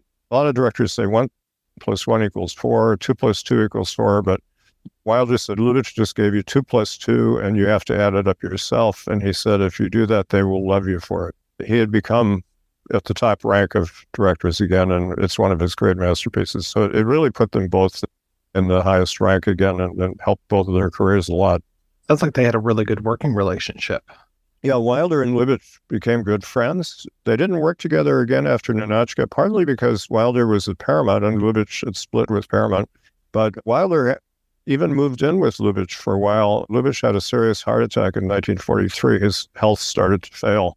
And Wilder moved in with him and took care of him. And it was a real father-son, mentor-mentee relationship, and tremendous respect. And Wilder has this famous sign on his wall. Saul Steinberg did this beautiful calligraphy. How would Lubitsch do it? He had that sign on his wall throughout his later career. He said often, try to think how, he didn't try to imitate Lubitsch as much as do things that Lubitsch would approve of. He said, because it's very hard to imitate Lubitsch. Even if you try, he said it'll be like Lubitsch, but it'll never be Lubitsch. There's a certain secret formula that Lubitsch had that was just wonderful. Are you aware of what Lubitsch brought to the screenplay versus what the other writers had put in there already? Lubitsch, most people don't know this. He was a Russian citizen when he was born because his father had fled Russia because they were having pogroms against Jews, and he ironically felt that Berlin was more hospitable to Jews. And Lubitsch's parents died before Hitler took over, but the whole neighborhood where Lubitsch came from was all the Jews were killed either there or in concentration camps. So Lubitsch was a Russian citizen, and so that exempted him from service in the Great War and saved his life, and we're glad he didn't become cannon fodder like so many German soldiers and people from other countries. And so he worked in the theater and films and became a director during that period and a movie star.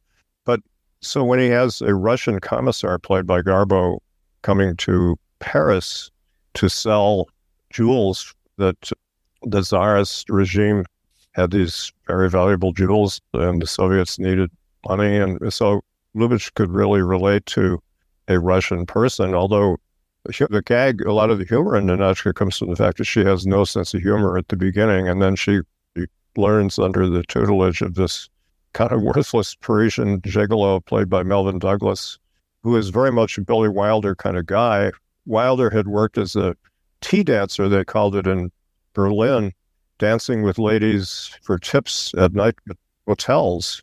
He wrote a great series called Waiter, Bring Me a Dancer, which kind of made him famous in Berlin journalism. It would make a great movie. It's all about what it's like to have that job. like being a gigolo, but he makes a point of saying he never had sex with these women. But he told me the series was semi-fictional and semi-authentic, but it was wonderfully written.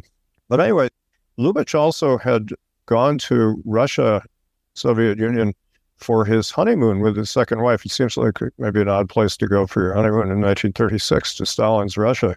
And he was horrified by what he found in Stalin's Russia. And he was a liberal, but unlike a lot of people in the left liberal side in Hollywood, he was under no illusions about Stalin's brutality. And he was horrified, and he cut the trip short. And Lubitsch was said to have modeled Ninotchka's initially humorless character as a slavish communist ideologue on the actress and writer Ingeborg von Wangenheim, who we visited in Moscow. Inga, as she was called, was the wife of Gustav von Wangenheim, who had acted for Lubitsch in Cole Hazel's Daughters and Romeo and Juliet. They'd been living in Moscow since 1933 as dedicated adherents of communism. And when Inga finally caught up with Ninotchka in the 1970s, she proved its validity by denouncing that film in her memoirs as, quote, a counter-revolutionary concoction. So he had found his model for Ninotchka, and Paris was a place that he loved. There's a famous quote from him. He says, I've been to Paris, France, and I've been to Paris Paramount, and I prefer Paris Paramount. Paris Paramount was the concoction, the artificial studio creation, and he loved making films set in Europe. Most of his films made in America are actually set in Europe, partly because he could get away with more, because the audience would think, oh, those naughty Europeans, they were more sophisticated about sex and adultery and more cosmopolitan, and so he could live foreign setting. So you can see his trademark all over that. But then you have Billy Wilder coming along. Wilder and Brackett brought, I think, a lot of the topical political satire. Lubitsch, late in his life, was assessing his work. He said, for satire, I've never done anything better than Ninotchka, a combination of political satire and a love story. So you mentioned that Lubitsch actually started out life as a Russian citizen, much like Ninotchka herself. In 1935, long after he had come to America, the Nazis stripped Jewish Berliners of their German citizenship. He had become a German citizen over the years, and he didn't become an American citizen until 1936, and that was probably triggered by what happened with the Nazis, and he had come to America in 1922. So he had this affinity with Russia, and the reason he went to Russia on his second honeymoon was his second wife was Russian ancestry too, but he was really horrified by what he saw there in Stalin's Russia, the cruelty and the privation. Ninotchka has some very funny and sharp gags about how everybody has to live in one apartment and there's no privacy. But what the film does satirizes both sides of the ideological divide in a somewhat even-handed way, which is quite remarkable. Gives the best arguments for both Ninotchka and Leon.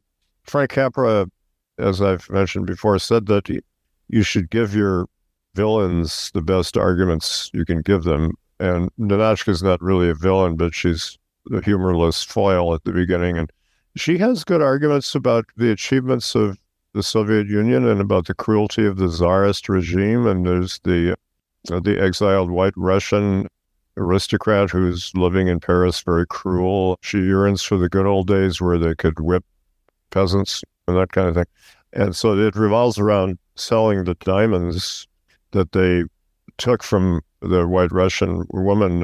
Originally in the pre-Lubitsch run-up to Ninotchka, originally in the pre-Lubitsch version of Ninotchka, as they were working on it, she came to Paris to sell a nickel mine. And Walter Reisch, one of the three credited screenwriters, changed it to diamonds. And Lubitsch liked that because he said you can photograph them sparkling on the tits of a woman, which is very, very Lubitchian, racy, but also very good visual thing. It's if you have a nickel mine, you have to envision it in your head, and it's not as interesting as diamonds or an object. It's a MacGuffin in the Hitchcockian term. The Countess is very cruel, and Ninotchka is not that cruel, but she's tough. She talks about how she killed a young man during the violent period, and so she gives good arguments for Soviet Russia, but also Lubitsch and Wilder highlight the bad aspects of Stalinism. in ways that were very unusual for American films back then, when there was still a lot of sympathy or confusion that blinded people to the crimes of Stalin.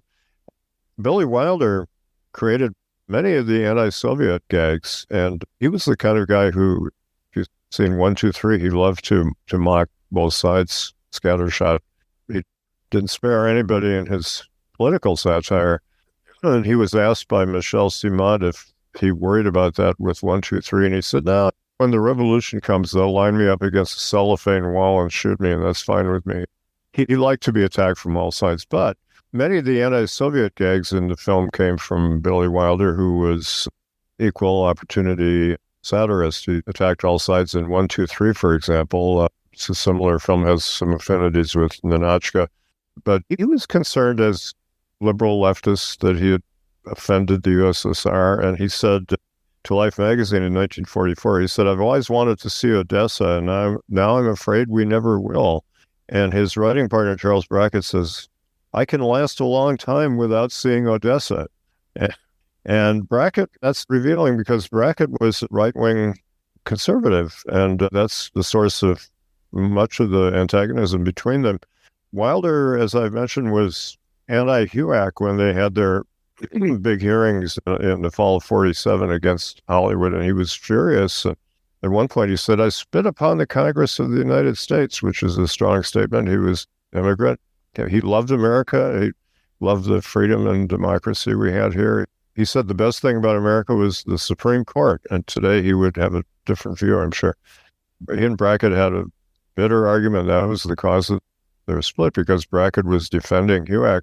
Now, Lubitsch, at the very end of his life, was criticizing HUAC at a party. They were talking, and he was very against the Red Scare, even though he had pulled out of the Hollywood Anti-Nazi League for a while after coming back from Russia, because he didn't want to be involved in anything that supported Stalinist Russia at all, even though, of course, he was strongly anti-Nazi and helped a lot of refugees come to Hollywood. So the film gives both sides criticisms and compliments, and Leon defends capitalism in a way that is appealing, but also Ninotchka says that he's the product of a doomed culture, and we can see what she's talking about. That he's a frivolous playboy living off the lap of the land. He's also defending luxury, which is very Lubitchian. Lubitsch loved luxury and good living, and when Ninotchka changes clothing from her severe commissar's outfit to a gown, it's very touching because she feels awkward. It's like a girl going to her first prom. But there's a certain masquerade theme that runs through Lubitsch's work, and Wilder too. And that comes from being in exile. Exiles, by their very nature, have to masquerade in a new culture. They have to speak a different language and learn different mores and wear different clothes. And that's a big theme in both men's work. But so the film leans more toward the capitalist side, which is not surprising. But at the end of the film, Ninotchka's in exile. She goes to Istanbul, and there's a funny coda where she and the 3 commissars start a Russian restaurant in Istanbul, and Leon is there too. And so she's left Russia behind. But her last line in the film in close-up is, "No one shall say Ninotchka was a bad Russian." So he's not having her demean her country, particularly even though she says things that make it sound bad. So it's a fine balance, and that's a good sign of sophisticated satire, I think. And Lubitsch pulls it off. He said it was his best work as satire in his career. He blended political satire and romantic comedy, which he felt was a difficult thing to do. This marked a huge step for Wilder. Just working with Lubitsch put him in the top class of Hollywood screenwriters, but he received his first Oscar nomination for this film, he and Brackett and Reisch. Another thing about Brackett and Wilder, I think that Ninotchka is a subtle satire of Charles Brackett by Billy Wilder, because she's conservative compared to Leon in some ways, and she's humorless, although Brackett had wit, of course. But it's like A Foreign Affair, where Wilder is mocking the right-wing congresswoman played by Jean Arthur. I think there's similarity between those two characters, and they're both sly parodies of his writing partner. And also Wilder's first wife, Judith Kopicus Balkan, was conservative. And so he was aware of what it's like to live with a conservative woman. But there's a wonderful story. Let me just read this quote. Wilder remembered on the way back from the Long Beach preview of Ninotchka in a studio limousine with the screenwriters and MGM executives, the director was reading aloud the audience preview cards for Ninotchka. And here's Wilder speaking. Very good, brilliant, 20 cards. But when he comes to the 21st card, he starts laughing as hard as I ever saw him laugh. And we say, what is it? He keeps the cards to himself. He does not let anybody even look. Then finally he calms down a little and starts reading. And what he read was, I have the card. It said, quote, great picture, funniest film I ever saw. I laughed so hard, I peed in my girlfriend's hand. That's a wonderful coda to the whole story of Ninotchka. Yeah, there are so many good lines in there. The whole thing about the fewer Russians, but better Russians. Yeah, that's an important comment to talk about. That line became somewhat controversial later. But Brackett in 1952, he was defending the film's political viewpoint during the McCarthy era. And he wrote, this happens to be a line tossed into the script by Ernst Lubitchs, but I sprang to its defense with ardor, as would Billy Wilder. Could a single sentence better compress the inhuman Russian point of view? Could that point of view be held up to ridicule in a healthier way? One of the first things she says when asked about conditions in her country, she says, the last mass trials were a great success. There are going to be fewer but better Russians. So people assumed that Billy Wilder wrote that, but he didn't. Lubitsch had a keen political sense, and a lot of people think Lubitsch was apolitical. He didn't take a lot of political stands in his daily life, but one of the critic wrote that this film is part of a trilogy of political films he made during the 30s. He said, Trouble in Paradise is about the crisis of capitalism. And then the two competing solutions to that crisis were communism and Nazism. And he made his comment about communism versus capitalism in Ninotchka. And then To Be or Not to Be, he made a film about fascism. And so the film is very political. And Wilder, no doubt, supplied a lot of the political moxie to the story. I'll just give credit, too, for another writer. The person who actually triggered this project was a Hungarian dramatist named Melchior Lengyel. And when Gottfried Reinhardt initiated the project at MGM, he had a 3-sentence pitch by Lengyel. Russian girl saturated with Bolshevist ideals goes to fearful capitalistic, monopolistic Paris. She meets romance and has an uproarious good time. Capitalism, not so bad after all. And that is really the tone of the film, and that's what it's about. And Lengyel also supplied the story material for 3 other major Lubitsch films, Forbidden Paradise in the silent period, which is a marvelous political satire, Angel, which is based on a play that he wrote, and To Be or Not to Be, which was a story that he had originated. So this man, Lengyel, who was a dramatist and screenwriter, Hungarian, deserves a lot of credit for Lubitsch's work. And Lubitsch was great working with writers. He revered them, and his films are writers' films. Ninotchka, as I write in my book, is a writer's film as much as a director's film, but there's nothing wrong with that. And some people mistakenly have thought that the direction is not very accomplished or spectacular, but it's actually very subtle. When you look at the camera work, is full of a lot of subtle dolly shots and moving camera shots, and it's just very non-showy, but beautiful, perfect. Truffaut once said, if you could say there's useless shot in any Lubitsch film, I call you a liar. Nothing in there for purposes of just pure decoration. It's all done for a purpose. Now, I had read that Melchior had written a stage play that this was based on. Is there any truth to that, or was it just the 3 lines? You may be thinking of Forbidden Paradise, which is based on a play he wrote called The Tsarina, and Angel, which is based on a play of that name. But this was the pitch that he sold to MGM, just the story idea that he had. But it all starts with the script, and that's the genius of the writer. Yeah, and as far as direction, there are some great visual jokes in the movie. The whole thing of Melvyn Douglas taking the elevator to the top of the Eiffel Tower as she starts up the stairs, and that she actually beats him to the top. I love that. Yeah, and that's a wonderful setting for a love story. And that was in the script before Brackett and Wilder came along, but they was roughed out that they go to the Eiffel Tower. She's going to study it as a feat of great engineering, and that's the humor of the thing. She's talking about the mechanical nature, and he's talking about love, and they're talking across purposes, and they both find common ground. But to give an example of what Lubitsch contributed, Billy Wilder often pointed this out. They worked for a long time, he said, weeks, trying to figure out how to dramatize Ninotchka being converted from just a really strict communist to somebody who likes luxury and capitalistic trappings. And they were struggling. They couldn't figure it out. So he said Lubitsch one time went to the bathroom there at his house, and he came out after a while, and he said, "Boys, I've got it. It's the hat." And he said, so if you remember in the film, early in the film, when Ninotchka goes to the fancy hotel in Paris, there's this silly-looking women's hat, sort of a conical hat, looks like a cone head kind of thing, in a glass case, and she stops and she says, "What's that?" And one of the commissar guys who she's with says, "That's a hat, comrade. That's a woman's hat." And she shakes her head and she says, "What kind of a civilization would allow women to put things like that on their heads?" And she says, "It won't be long now, comrades." And then there's a second scene later when she's alone walking through the lobby, and she just stops and looks at the hat quizzically, but in a little more kind of mellow way. And then the culmination, as Wilder called it, the famous Lubitsch key scene.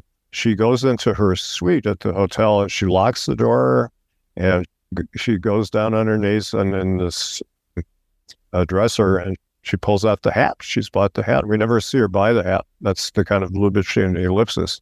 And she's sitting there looking at herself. She puts the hat on her head and she looks in a mirror, and she looks very silly. And it's funny and sad. And there's a German language interview with Wilder that Volker Schlandorf did, a very good interview. And in there, Wilder comments in German, and we know this woman has been, and Schlandorf interjects, beseitigt, which means corrupted or damaged. And Wilder doesn't disagree. And in another interview, he says she's fallen into the trap of capitalism, and we know where we're going from there. And I think that shows a subtle but important difference between Lubitsch and Wilder, that Wilder is fascinated with people being corrupted, and the kind of complex process of innocence being corrupted is in some ways a good thing in his view, in some ways a damaging thing. It can go either way, and it's very complex, and that's the subject matter of most of his films, actually. But in this film, he sees her as being corrupted, whereas Lubitsch loves luxury, if you look at his work all the way through. His parents ran a women's tailor shop in Berlin, and he started out being a shop apprentice, and his early films were comical films where he played an inept shop apprentice in these luxury clothing shops. And so his films are very attentive to beautiful costumes, beautiful settings. Paris, paramount to him, was a luxurious place you would love to live in. And so there's this subtle conflict, but that's what this film is about.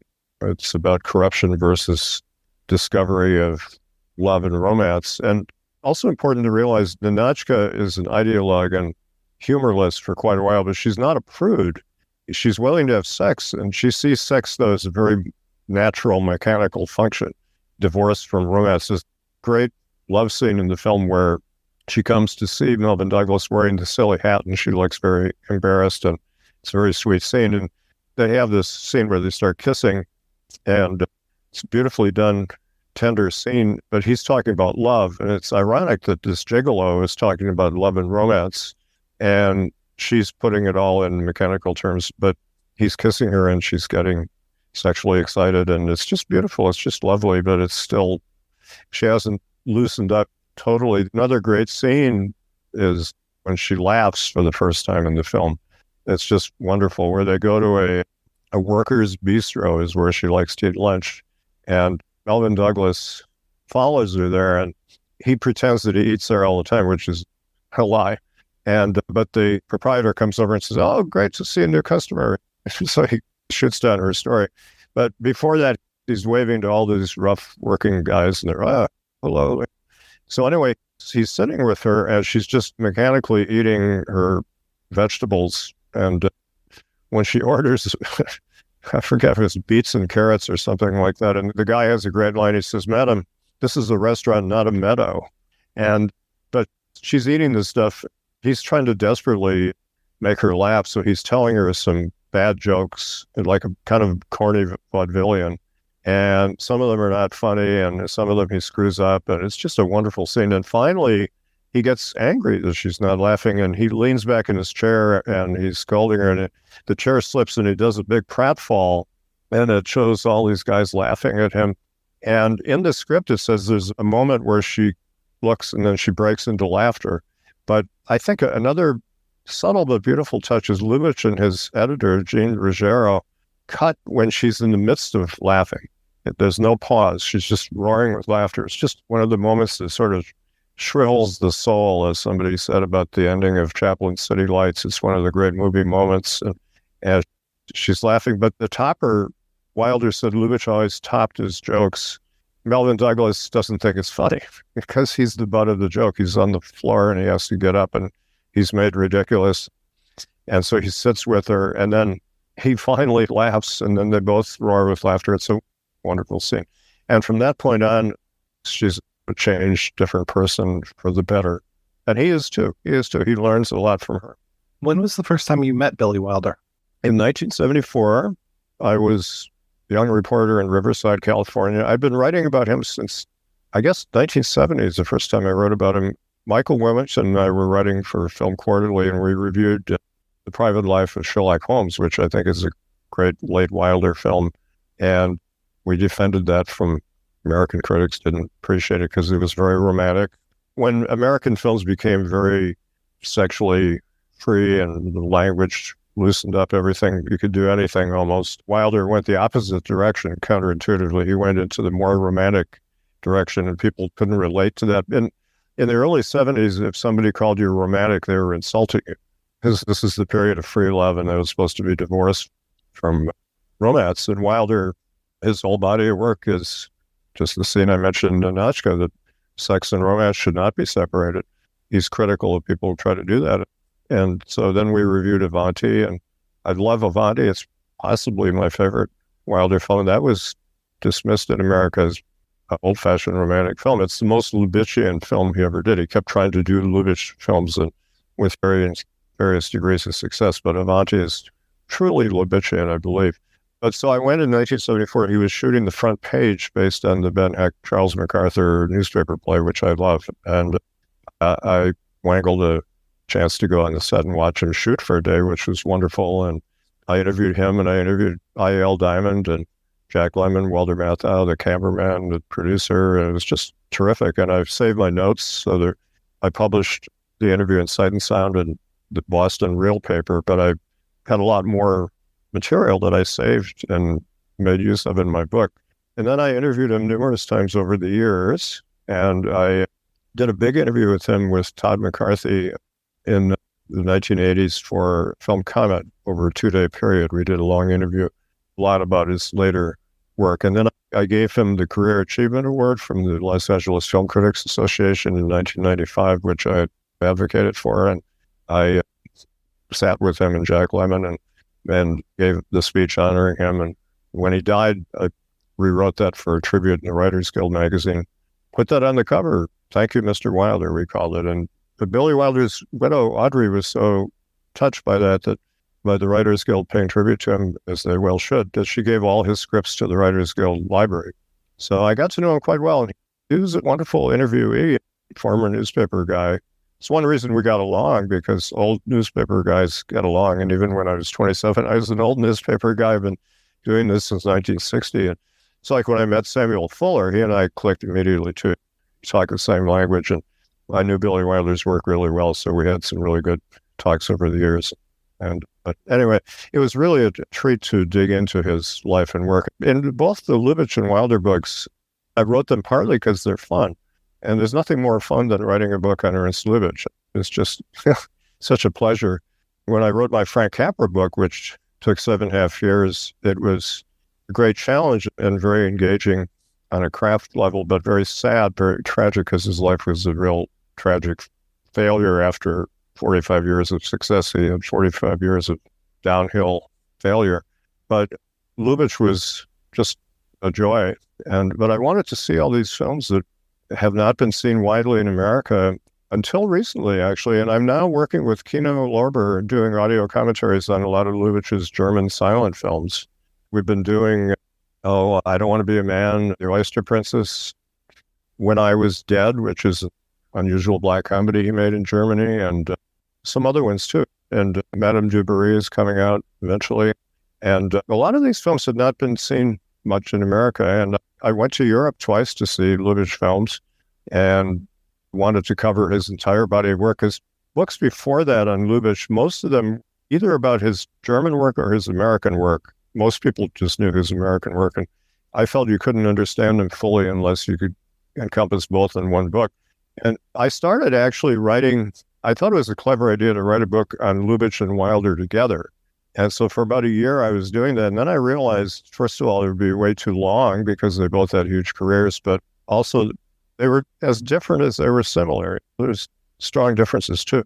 And so I put that aside. And when I finished Lubitsch, I went back to Wilder and spent 2 or 3 years, whatever it was, finishing that book. And that was a real pleasure too, to see his German films. So I went back to Europe to see some of his films, to go around where he came from, and just like I had done with Lubitsch, and also to see a lot of the Hollywood films that were neglected, Wilder's films. So I wrote about the whole body of work again. Also his journalism, since I'm a journalist, and Wilder, very important part of his life was he was a journalist in both Vienna and Berlin. And when I was doing my book, there are two books on his journalism, one Vienna, one Berlin, both in German. And I read those. They've since, there's an English volume, Noah Eisenberg edited, 1-volume collection of Wilder's European journalism. It's not complete, but it's good. So he was a good journalist. Not a super great journalist, but he was good. But a lot of that influenced his work. You can see in embryonic form certain ideas that he will expand into films later on. Some Like It Hot, the girls' band coming to town on the train stemmed from a group of British girl dancers called the Titular Girls, who came to Berlin, and Billy Wilder had a romance with one of them, and it's very similar in some ways to Some Like It Hot. And you can see a lot of those ideas percolating in his journalism and also his tone, his view of the world, the modern tone. But I had a wonderful time working in his work because I've just adored his work for a long time. But it's an attempt to make people see him in a different way, and I think it's helped to do that. There are people who don't like Billy Wilder because they think he's too cynical, and I think, frankly, those people are Pollyannas generally. What are they thinking? We live in a pretty harsh world, and Billy Wilder, I think Molly Haskell wrote about my book that his work has only grown in stature over the years because people realize, first of all, he was so honest and so sharp in his political satire, but also they understand his true nature better, that he was a romantic fighting against succumbing to cynicism and despair. And so in some ways he's more respected now, but there are pockets of resistance still. So I know you're working on the Kino disc with the Lubitsch films. As we're recording this, you're wrapping up your school year. What else are you working on? Because you are always working on something.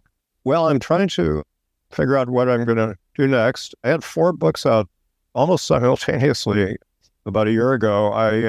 The Billy Wilder book came out from Columbia in October 21. Then I did a book I've been working on off and on for a long time called Political Truth, the Media and the Assassination of President Kennedy. And it's a book I'm very proud of and means a lot to me. And that took about maybe a year to finish, but I've been planning it since the 90s. And I've been studying the assassination even before it happened. I wrote a short story about it in 1961 for my high school English class. I was a Kennedy volunteer in the 1960 campaign and recognized meeting him up close that he was very vulnerable. And I was a student of the Lincoln assassination, so I wrote a short story about his assassination. And so I've been studying it ever since then. We've been lied to by the media. And that's what that book is about, Political Truth. It's about how the mainstream media have perpetuated a myth of this lone gunman with no motive killing Kennedy.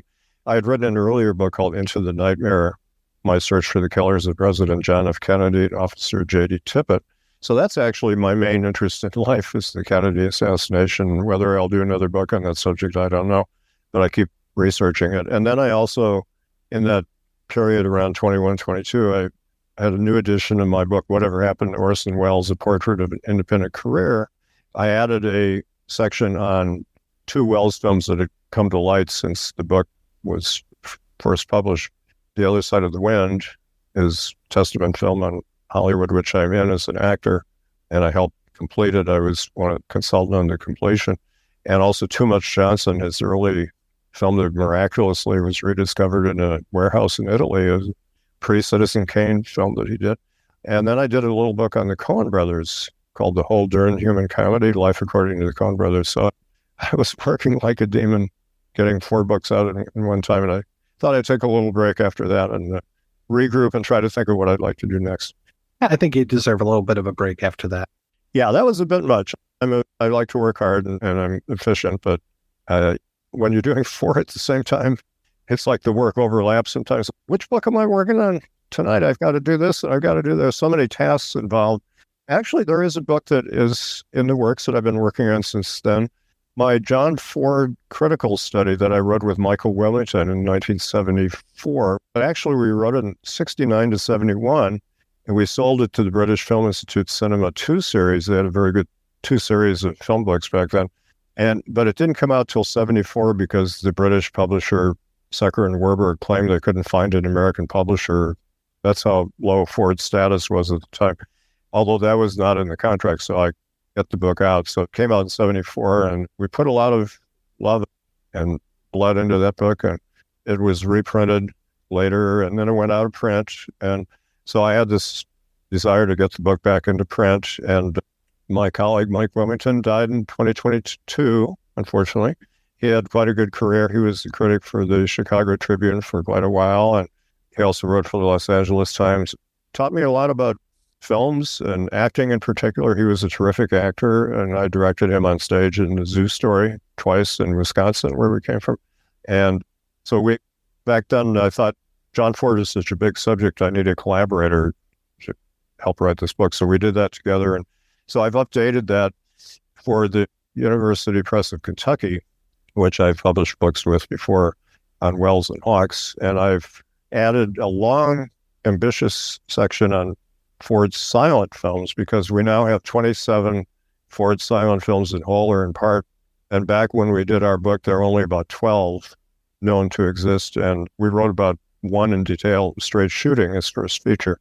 But there are enough in existence now, although a lot are lost, that I could provide an overview of his creative development, and with the help of other sources, and also having read some of the scripts of his silent films in his papers in Indiana, for example, and all the research I did for my biography, searching for John Ford. And then I did essays on 3 controversial topics about Ford. One is about Ford's view of race.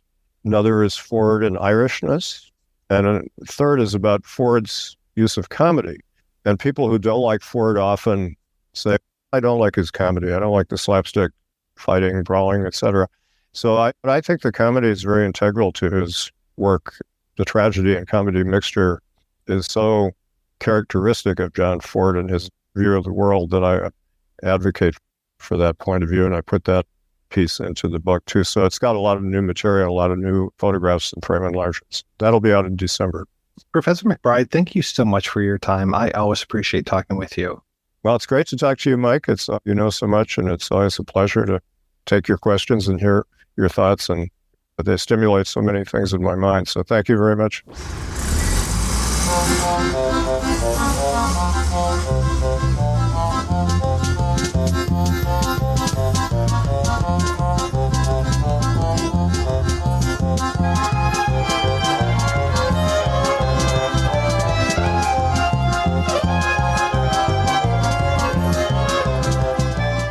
All right, we are back, and we are talking about Ninotchka. And like I say almost every episode, any good film deserves a remake. Depends on how good or bad the remake is. Now, there were at least 3 remakes of this.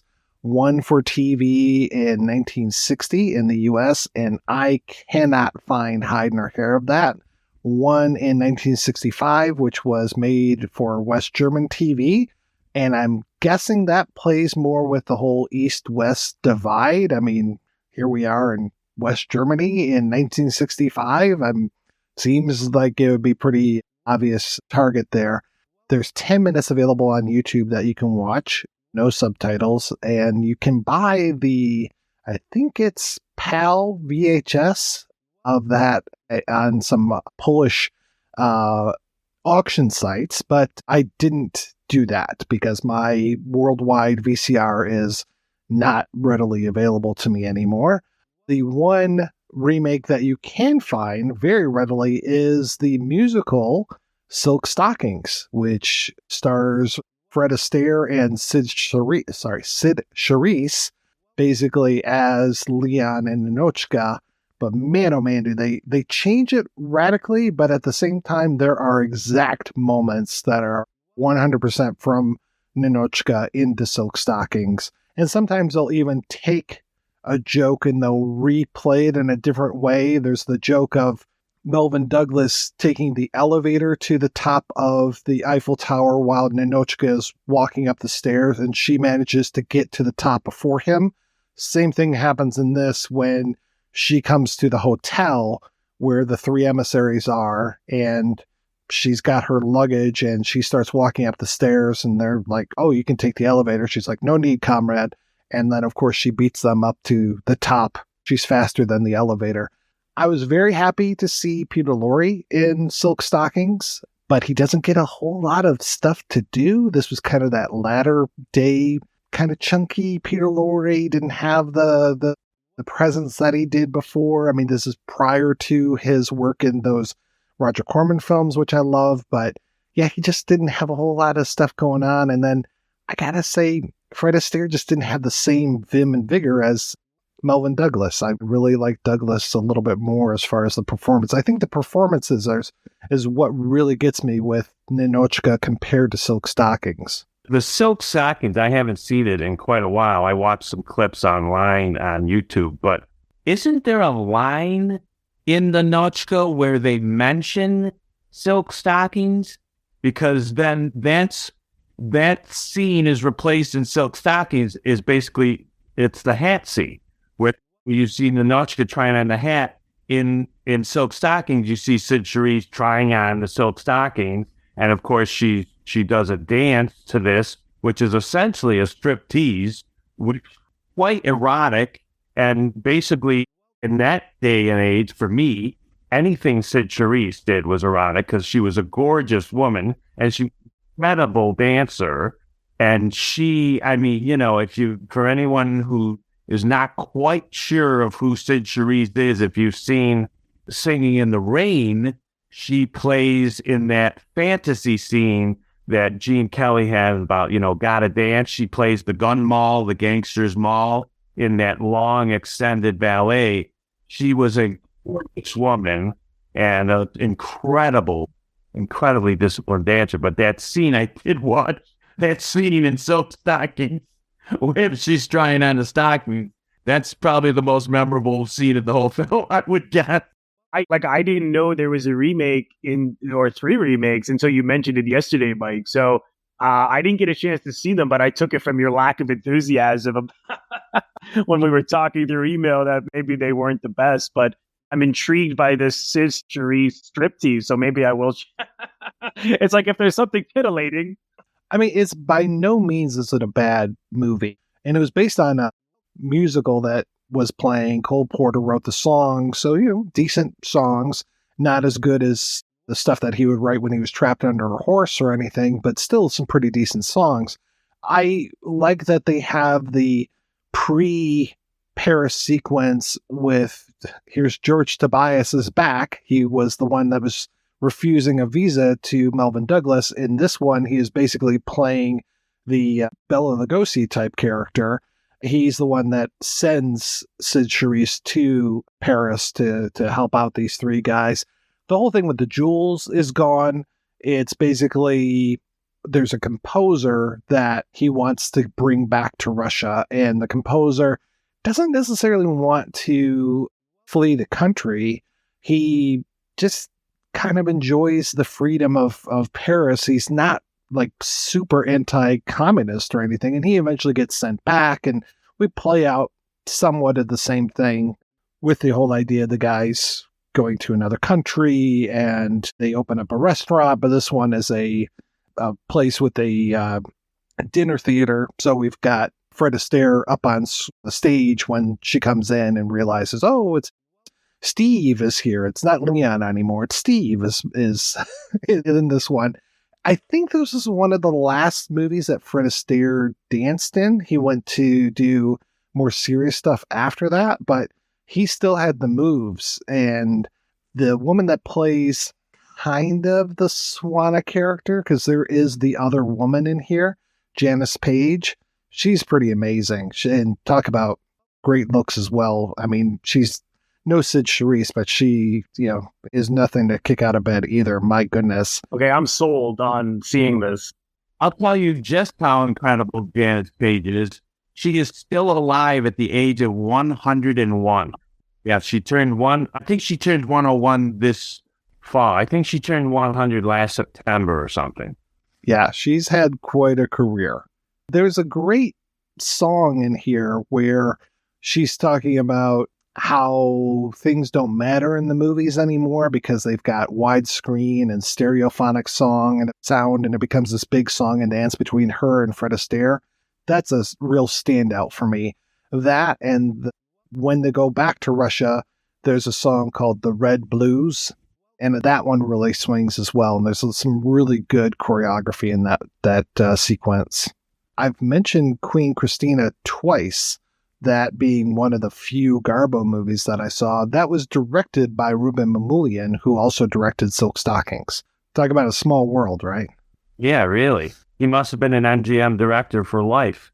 There's some interesting things in here. Like what makes the composer really mad is that they take one of his songs and they basically turn it into almost like a rock and roll number. The music that he's providing is for a film about Napoleon, and Janice Page is playing Josephine, and she's singing this song about being Josephine, and that really makes the composer mad because it's like a real hip number.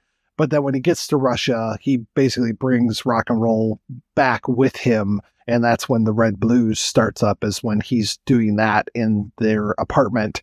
And they have that same neighbor who walks through, and everything has to stop when the neighbor comes through. It's very, very, very cartoonish when that happens in a great way. I've seen that movie before, but I haven't seen it in many years, so I'll have to go and try to find it again. Yeah, it's not as easy to find as you would think, but it's definitely a lot easier than finding the 65 West German version or the 60 TV version. Though I did find a copy of the 1973 movie called Even Ninotchka Takes Off Her Panties, which was an adult film. I was very surprised when my search for that movie took me right over to X Hamster. I was like, oh, okay. And that was a Russian dub of the film. So as the credits are going, you can hear the Russian narrator reading that, because the Russians don't tend to subtitle as much as they tend to dub. So as soon as people started talking, I think I was hearing German, but I was also hearing Russian over it. So it was very, very odd, that one. That sounds like a winner right there. A man is mistaken as a pimp because he's going around with 3 women, and people think that they're his stable. No subtitles for that one either that I could find. So believe me, I've tried to find them. It doesn't sound like it needs subtitles. It's got a great poster, I'll tell you that too. All right, guys, let's go ahead and take another break and play a preview for next week's show. This little mommy had 5 kids. This little mommy couldn't have none. So her ex-con husband just borrowed one. And the fun has just begun. I've been taking these Huggies and whatever cash you got. Hold on, Nathan. We're gonna go pick up Daddy. Raising Arizona. That ain't Ozzie and Harriet. Rated PG-13. That's right. We'll be back next week with a look at Raising Arizona. Until then, I want to thank this week's co-hosts, Otto and Robert. So, Otto, what has been keeping you busy lately, sir? I'm just working on a new book, which will be based on a film personality of note. And I told you, Mike, but I'm still not telling anyone else. There are many other talented people who have written about Lubitsch. No, I'm doing that. Still doing the radio show and actually teaching quite a bit. Teaching courses coming up on Bogart and the Twilight Zone. Yeah, stuff like that. So as a matter of fact, I am doing a class showing and discussion of Ninotchka at the end of this month. So I'll be stealing all of your guys' insight and be spouting it back to my class. Well, I'm glad that we could help. Don't put this out until next month then. And Robert, how about you?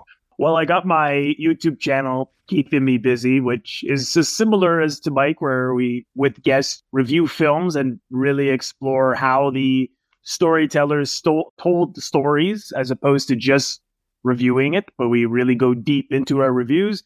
And I also interview people who work in film, television, theater, among other areas of the arts. So I do about 4 to 6 episodes per month that you can go to youtube.com/Robert Bellissimo at the movies to check it out. Give me please subscribe as well if you can.